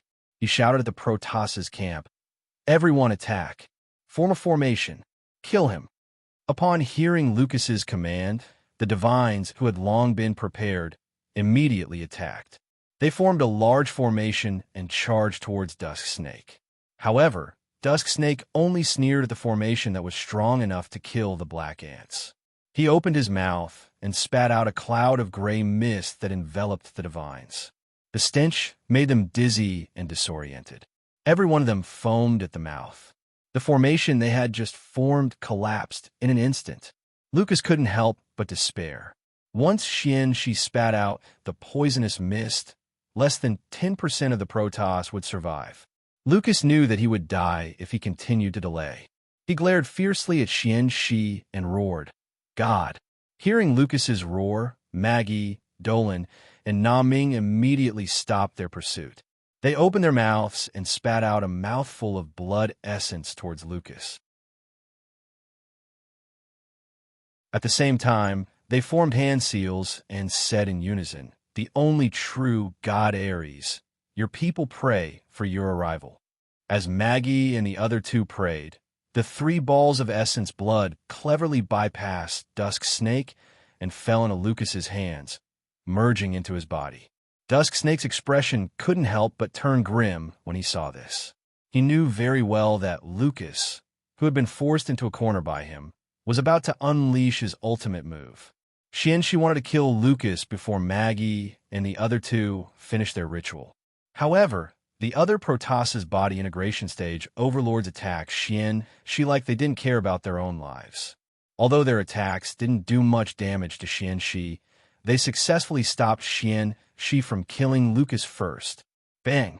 By the time Dusk Snake tore the 7th body integration stage overlord to shreds, Lucas and the others had finally completed the ritual of summoning the god. Lucas, who had lost an arm, no longer had any fear, despair, or anger on his face. Instead, it was replaced by a solemn and compassionate look. God says, "Those who attempt to assassinate God's emissary will be punished by the heavens." Lucas' solemn voice came out of his mouth. The clear sky instantly turned dark and gloomy. The roar of thunder shook the heavens and earth. Xianxi's expression changed drastically. With his current cultivation, he would suffer a great loss if he were to endure the lightning tribulation. While Xianxi was furious, Qinchuan suddenly made his move. He directed the lightning tribulation's power from the dark clouds towards himself. Xianxi was shocked when he saw this, and the others were stunned by Qinchuan's move as well. Focus on killing the enemy. Qinchuan glanced at Xianxi indifferently. If the Protoss had used other methods to deal with Xianxi, he might not have been able to help. However, he was a professional when it came to overcoming lightning tribulations. With Qinchuan stopping the lightning tribulation, Xianxi immediately charged at Lucas. Lucas glared at Qinchuan, who was standing on the city wall. He roared, "It's you." By now, Lucas had recognized Qinchuan's identity from the way Qinchuan dealt with the lightning tribulation. However, Xianxi didn't give Lucas the chance to continue. He was already in front of Lucas. He raised his hand and grabbed at Lucas' throat. He wanted to crush his throat. God says, "You should be 10,000 miles away." At this critical moment, Lucas once again used his power of belief. He wanted to send Xianxi 10,000 miles away. However, Qinchuan made his move again. With the power of the void piercing, he shattered the spatial passage Lucas opened with his power of belief. "I don't like to hear your God talking all the time." Qinchuan looked at Lucas indifferently. "I once said that I would kill all of you. I will do it." As he spoke, Qinchuan took off his hood and revealed his face to everyone. Since Lucas had already seen through his identity, there was no need for him to continue hiding. When Qinchuan revealed his face, Thelon couldn't help but take a deep breath. He had guessed that the black-robed man was Qinchuan, but when he saw it for himself, he couldn't help but be shocked. He really wanted to know what Qinchuan was doing in Shifu City. How did he manage to find such a powerful helper at the peak of Unity stage? When the survivors of the Protoss faction saw Chinchuan's face, they were all shocked. They didn't expect the person who forced them into a corner to be Chinchuan, the person they had been searching for all this time. Chinchuan, Lucas roared at Chinchuan. God says you will die. Just as the powerful power of Vow was about to take effect, Dusk Snake had already grabbed Lucas by the throat. With a low growl, Dusk Snake crushed Lucas' throat under Lucas' venomous gaze, turning his bones into ash and his divine soul to dust.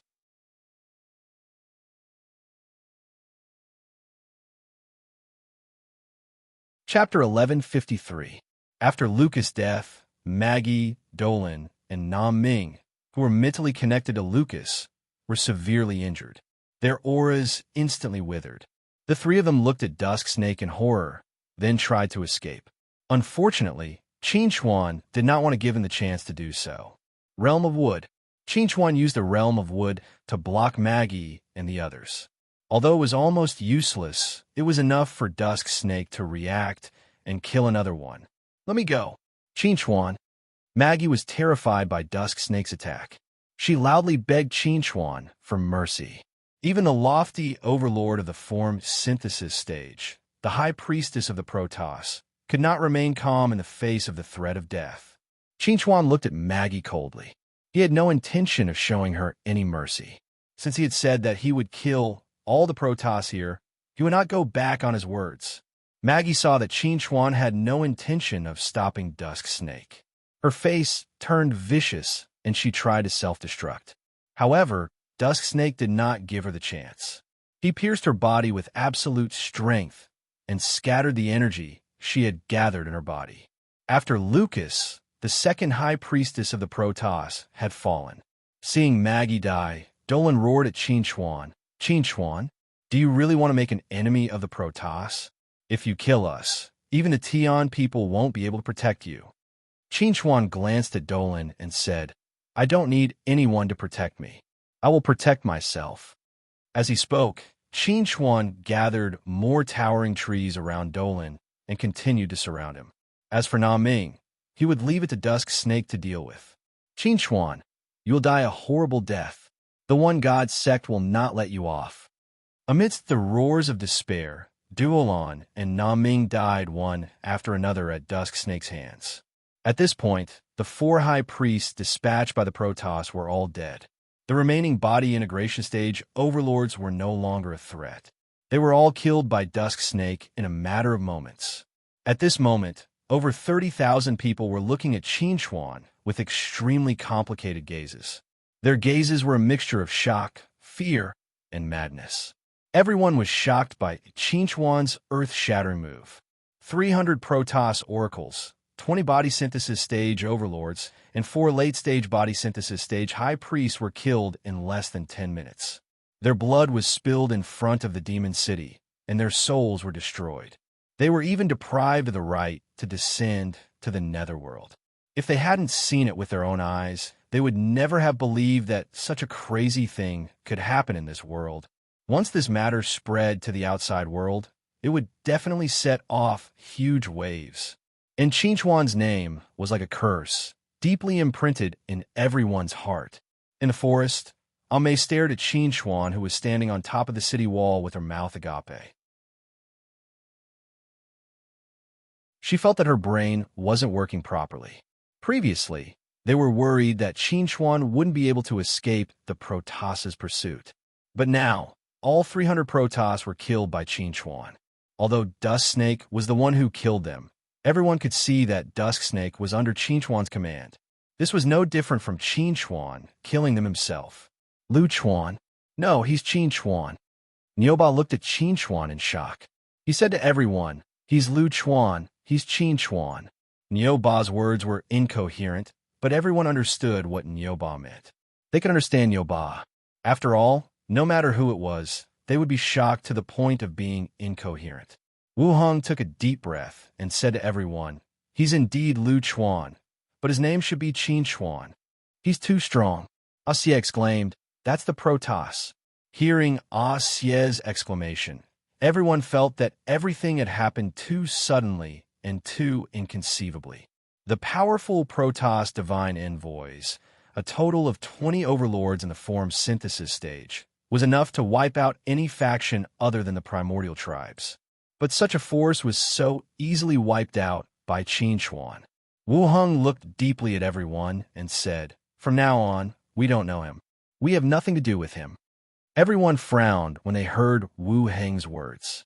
They wanted to refute, but they couldn't because they knew that Qin Chuan was in big trouble this time. The Protoss wouldn't let Qin Chuan go. Even those who were related to Qin Chuan wouldn't be spared. Ame sighed and said bitterly, "We don't deserve to be his friends. Everything he does is earth-shattering, and we only have the right to watch from afar. The gap between us is just too big." Mei's words echoed everyone's thoughts. The gap between them and Qin Chuan was too big. It wasn't as simple as the gap between their realms. When they saw that Qin Chuan and she had no intention of continuing the fight, the various factions and itinerant cultivators breathed a sigh of relief. Qin Chuan didn't want to cause trouble for the Tian people, so he didn't talk to Thelon. He only glanced at Thelon before he and she returned to the Demon City. After Qin Chuan and she left, the quiet Demon City became noisy. Everyone was excitedly discussing the battle that had just taken place. Some of them had lived for thousands of years, but this was the first time they had seen 20 overlords of the body integration stage fall at the same time. It was too shocking. However, most of them felt sorry for Qin Chuan. Although Qin Chuan had been very awe-inspiring and domineering just now, everyone knew that the Protoss wouldn't let Qin Chuan off the hook once they left the ancient ruins. When the time came, a mere she wouldn't be able to withstand the wrath of the Protoss. Qin Chuan's death was certain. However, some people didn't think so. For example, Thelon.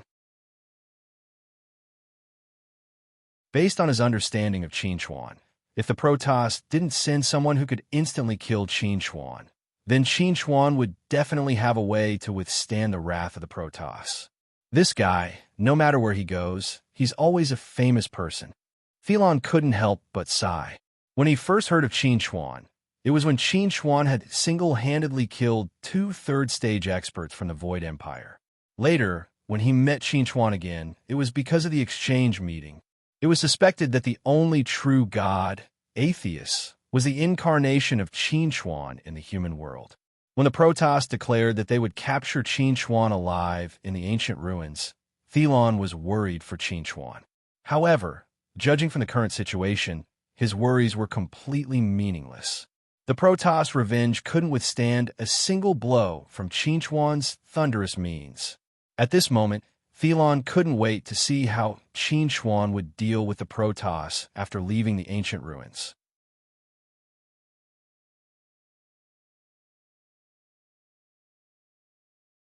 Chapter 1154.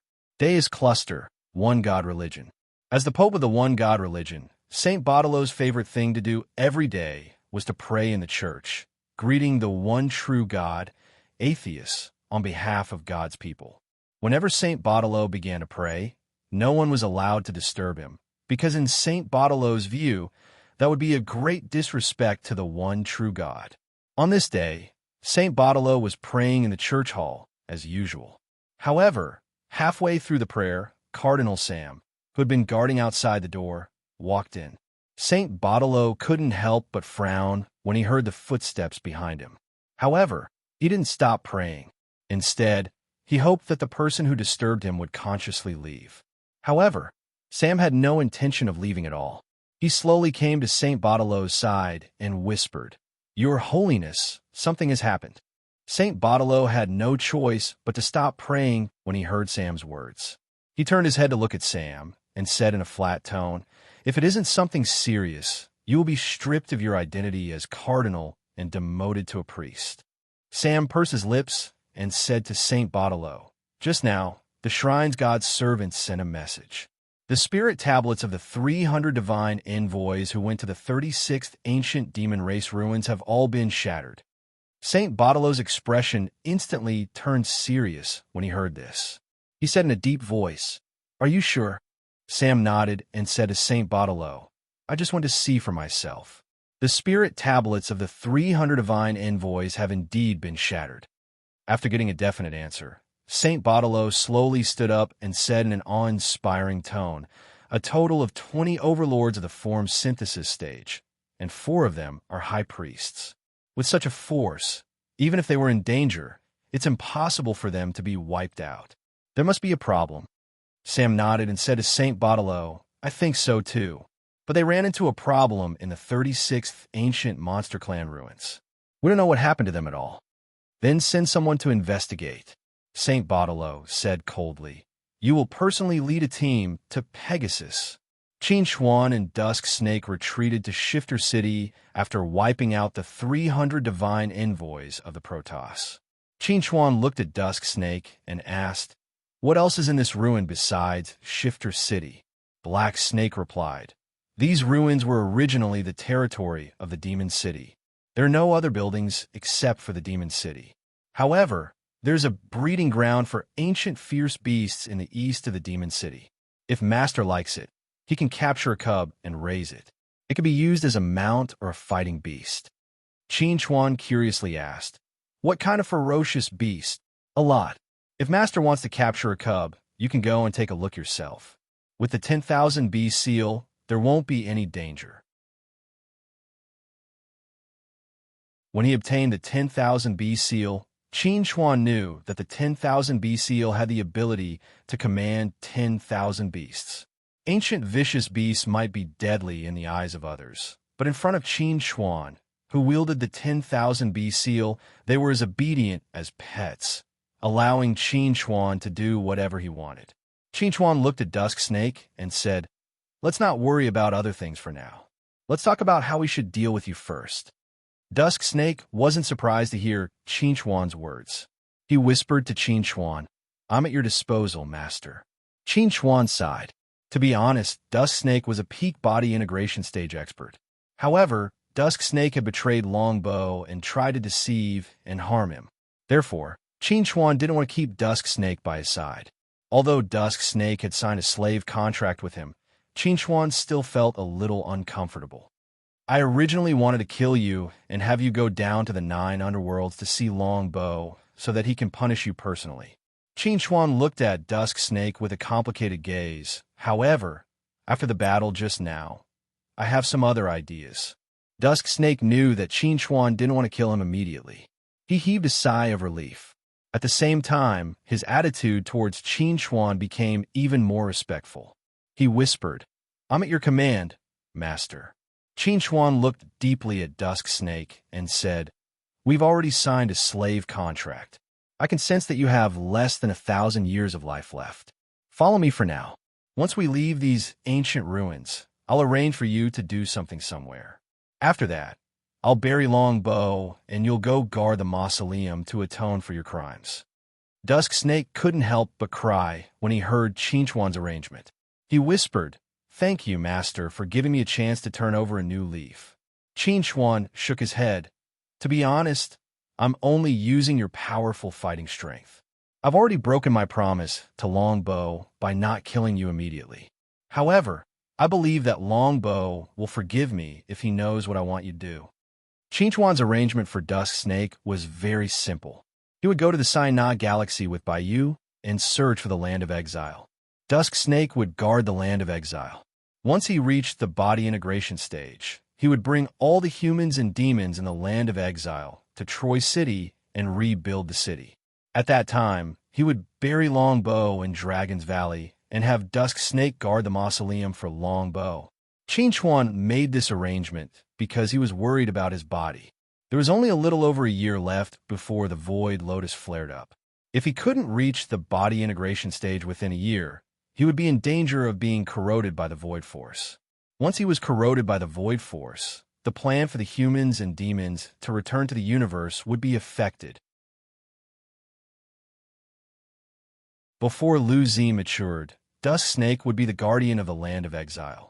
He would protect the Land of Exile in Qin Xuan's place. By the time Dusk Snake reached the end of his lifespan, Lu Zi would have matured. This way, the hope for the humans and demons to return to the universe would continue. Qin Chuan didn't think about this before because he was extremely angry at Dusk Snake's actions and made this decision on impulse. Now that he had calmed down, the things he needed to consider were more complicated.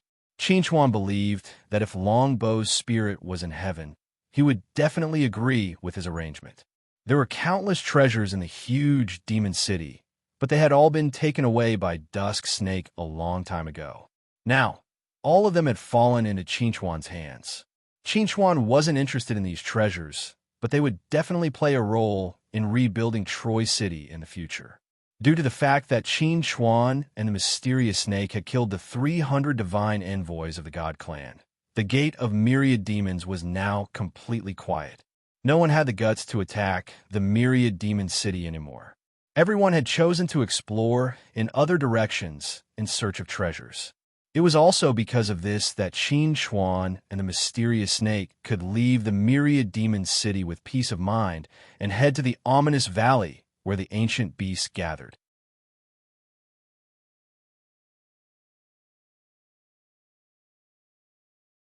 Chapter 1155. The ominous valley was located 70,000 miles to the east of the demon city. It was a naturally formed valley with thousands of ferocious beasts living in it. The stronger ones were comparable to the late body integration stage, while the weaker ones were only at the soul formation stage. There was a huge difference in strength, but they all lived in harmony. Qin Chuan didn't come here to find a mount for himself. He wanted to pick a baby beast for Lu Zi as a gift. After learning of Qin Chuan's intentions, Dusk Snake said to Qin Chuan, "In terms of attack power, the Sky Splitter Condor is the strongest. In terms of comfort, the Snow Monster is the most comfortable. In terms of cuteness, the baby beast is definitely the best. What kind of ferocious beast would Master like to pick for mistress?" Qin Chuan thought for a moment, then asked, "Are there any ferocious beasts that are compatible with the illusion element?" After hearing Qin Chuan's request, Dusk Snake thought for a moment before answering. Of course, there are ferocious beasts that are compatible with the illusion element. Dream beasts are very suitable. However, they are relatively rare and difficult to raise. Qin Chuan asked curiously, "What does a dream beast look like?" Dusk Snake looked into the ominous valley. After searching for a while, he pointed at a ball of light purple mist and said to Qin Chuan, "That's a dream beast." Dream beasts aren't aggressive, but they have extremely strong hallucinogenic abilities. Those who come into contact with a dream beast will easily fall into a dreamland and be unable to extricate themselves unless their mental strength is very strong. After hearing Dusk Snake's description of a dream beast, Qin Chuan looked at the ball of light purple mist and asked, "Is that a baby beast?" Dusk Snake nodded and said to Qin Chuan, "A dream beast will turn into a deep purple color when it reaches adulthood. The lighter the color, the younger the dream beast. This one looks like it was born not long ago, so it's still a faint purple. Now that it can leave its mother and move around on its own, it's a very suitable target." Qin Chuan observed the dream beast for a moment, then said to the mysterious snake, "That's it. Catch it." Xianxi waved gently at the dream beast when he heard Qin Chuan's order, and the dream beast naturally landed in his hand. He placed the dream beast into a jade bottle and passed it to Qin Chuan. "Master, the dream beast is already in there. You just need to channel a strand of spiritual energy or demon energy into the bottle every day to keep it alive. However, it's best if you let the dream beast's future master do it." Qin Chuan put away the jade bottle and said to Xianxi, "It's over. Let's get ready to leave." Qin Chuan didn't plan to stay in the ruins for long. They had killed so many Protoss messengers, and the Protoss must have learned of the situation. They would definitely send people to Pegasus Star to investigate and exact revenge. He had to leave Pegasus Star before the Protoss arrived, return to Stansos, and sneak into the Holy Cluster with Lu Zi. Xianxi took out the badge he obtained from the Protoss messengers and said to Qin Chuan, "This old servant has been longing to see the outside world for a long time." Buzz! With a flash of light, Qin Chuan and Xianxi appeared on a plane on Pegasus Star. Above them was the entrance to Ancient Ruins number 36. Qin Chuan looked up at the entrance and said to Qianxi, "Let's go." Qianxi looked at the outside world with excitement and said to Qin Chuan, "If Master doesn't mind, this old servant is willing to be your mount." With Dusk Snake strength, traversing the universe was no problem, but if Dusk Snake were to transform into his true form, it would be too conspicuous. Before they even reached Stansos, they would attract the attention of the Celestials. So, although Qin Chuan was tempted, he still rejected Dusk Snake's suggestion. Qin Chuan went straight to the Tian people station outside and borrowed a spaceship from the Tian people. Then, he and Qianxi boarded the spaceship and headed straight to Stansos. 5 days after Qin Chuan and Qianxi left Pegasus Star, the Protoss investigation team, led by Red Archbishop Sam, arrived at Pegasus Star. After flying for almost a month, Qin Chuan and Qianxi finally arrived at Stansos. However, they didn't go to District 2, but to District 5 instead. Lu Zi, who had been informed by Qin Chuan, was already waiting for Qin Chuan at District 5's Factory Number 9. Qin Chuan couldn't help but want to get closer to Lu Zi. When Qin Chuan gave the Dream Beast to Lu Zi as a gift, Lu Zi was overjoyed and named the Dream Beast Little Chuan. Qin Chuan didn't know whether to laugh or cry. Now that the Hope was fully repaired and had successfully evolved from a low-grade sacred artifact to a mid-grade sacred artifact, Bayu's combat power was comparable to a peak Dongshu realm expert. Bayu, this is Qianxi. He'll be working with you from now on. You'll be in charge during the operation, and he'll listen to your orders. Qin Chuan looked at Bayu and said solemnly, "Remember, unless absolutely necessary, don't enter the exiled land. The laws of heaven and earth there are very special. They'll suppress your strength to the peak nascent soul realm. I'm afraid you'll be in danger under those circumstances." Bayu nodded at Qin Chuan's words. "I'll remember what you said. But where did you find this Qianxi? Will he really listen to my orders?" Bayu could see that Dusk Snake was a peak body integration stage overlord, an existence on the same level as Heavenly Monarch Oliver of the Celestial race. She didn't have the confidence to command such a powerhouse. She lowered his head at Bayu's words. "Miss Bai, this old servant is Master's servant. Since Master has given the order, this old servant will listen to all of Miss Bai's orders. Please don't worry, Miss Bai." Upon hearing Mystic Snake's words, Qin Chuan said to Bayu, "You saw it. This is his attitude." Bayu was completely at ease after hearing Qianxi's promise. She was very concerned about returning to the exiled land with Xian, Shi, and protecting it. "Right, there's something I haven't had the chance to tell you. Do you know about the Forest of Eternity?" Qin Chuan suddenly thought of the Forest of Eternity, the birthplace of the Elven race. It should be a very important place to Bayu. Bayu smiled and said to Qin Chuan, "Of course I know about the Forest of Eternity. I've been in the Forest of Eternity before you sent me the message. It's the birthplace of the Elven race. It's also the place the Elven race sought to build the Hope. The Hope evolved into a mid-grade holy artifact there." Qin Chuan nodded and said to Bayu, "Trust me, if there's a chance in the future, I'll trade the Forest of Eternity with the Tian people and return it to the Elven race." "Thank you, Qin Chuan." Bayu looked at Qin Chuan with touched eyes and said softly, "You'll be the Elven race's friend forever."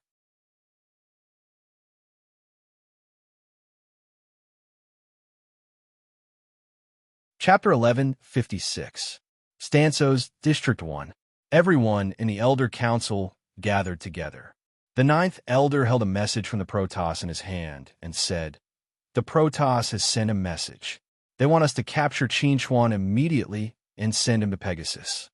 Hearing the 9th Elder's words, the 7th Elder sneered and said, "What's wrong? Do the Protoss think that we Tian people are their vassals? They want us to capture Qin Chuan. Are we supposed to capture Qin Chuan?" The 7th Elder's words were approved by most people. They couldn't agree to the Protoss request. Not to mention that Qin Chuan didn't do anything to harm the Tian people. The Protoss attitude made it impossible for them to agree to the Protoss request. The 9th Elder smiled bitterly and said to everyone, "You don't know the specific situation yet. Qin Chuan has caused a big trouble this time." When everyone heard 9th Elder's words, Their faces were filled with curiosity as they asked, "What did Qin Chuan do this time?" Last time, Qin Chuan had a conflict with the Protoss, and then he killed the Protoss's son, Qin Chuan. The Protoss was suspected to be the incarnation of atheists, so they swore to capture Qin Chuan before entering the ancient ruins. Could it be that Qin Chuan killed an important person among the Protoss in the ancient ruins? It can't be that he killed the high priest. In the face of everyone's curiosity, the ninth elder sighed and said, "The God Clan's 300 divine envoys have all fallen in the 36th ancient demon clan ruin. The one who killed them was Qin Chuan." Hearing the ninth elder's words, the scene fell into a dead silence. Everyone looked at the ninth elder in a daze. Even if they had overestimated Qin Chuan as much as possible, they were still shocked by Qin Chuan's actions. 300 oracles and 4 high priests were all dead. Isn't Qin Chuan only at the peak of Dongxi realm? How could he possess such terrifying strength? The ninth elder looked at the shocked expression on everyone's face and sighed. "At first, I didn't dare to believe it. But Thelon sent news that Qin Chuan really did kill 300 Protoss oracles. He didn't let a single one of them go. He once said that he would kill all of the Protoss in the ancient ruins. That wasn't a joke. He really did it." Hiss. The fifth elder sucked in a breath of cold air. He had thought that Qin Chuan's actions on the deity planet back then were already shocking enough. However, compared to this battle record, it was like a child in the presence of a great sorcerer. The most important thing is that an overlord at the peak of combination realm suddenly appeared by Qin Chuan's side. No one knows the exact origin of this person. They only know that this person takes orders from Qin Chuan. The ninth elder's expression turned serious when he mentioned Xianxi. An overlord at the peak of combination realm who suddenly appeared was definitely not to be ignored. An overlord at the peak of combination realm? The seventh elder frowned. Takes orders from Qin Chuan? How is that possible? In the universe, there were only a few overlords at the peak of combination realm. How could they lower themselves to take orders from Qin Chuan? The ninth elder nodded and replied, "That's right. The reason why Qin Chuan was able to kill the 300 oracles was because of this overlord at the peak of combination realm. Thelon sent news that this person should have left the 36th Demon Clan ruins together with Qin Chuan. Thelon suspects that this person is a descendant of the Demon Clan." The ninth elder then told everyone about the discovery of the Demon City in the Demon Clan ruins. Qin Chuan originally entered the 36th Demon Clan ruins with some rogue cultivators. Later, Qin Chuan went into the Demon City alone, and that mysterious expert appeared by Qin Chuan's side. The fourth elder frowned and said, "But isn't Qin Chuan a human?" As he spoke, the fourth elder could not help but cast his gaze towards the second elder. Back then, the second elder had determined that Qin Chuan was from the human race. After all, the second elder who had cultivated the Heaven's Heart connection would definitely not have made a mistake. Like the fourth elder, everyone looked at the second elder and wanted to hear how he would explain this matter. The second elder was silent for a moment and then said concisely, "Before meeting Qin Chuan, Knight Serenity was at the exceptional Void Realm and had the bloodline of the 3rd generation of the subdragon species. Now, Knight Serenity is at the early stage of the combination realm and has the bloodline of the 1st generation of the subdragon species." Everyone was stunned by the second elder's words. They had also investigated Knight Serenity and knew about the changes that had happened to Knight Serenity. But at that time, they did not pay too much attention to it. After all, Knight Serenity only had the bloodline of the 1st generation of the subdragon species, not the bloodline of the real dragon. But now that the second elder mentioned this matter, they immediately realized that this matter was not as simple as they had imagined. "Do you mean that Qin Chuan has the bloodline of the real dragon? Or does he have the bloodline of the real dragon himself?" The third elder was very surprised and said, "Does it mean that the reason why Knight Serenity's bloodline could evolve from the 3rd generation of the subdragon species to the 1st generation of the subdragon species was because of Qin Chuan? It's not her own lucky chance." The second elder nodded and said no more. Everyone was completely stunned because of this. The sixth elder, who had just finished reading the information about the demon city, projected a document in front of everyone and said, "This is the information about the demon city. The city lords of the demon city have all been descendants of the real dragon." If the mysterious expert following Qin is really someone who has survived from ancient times, it is very likely that he is a descendant of the real dragon.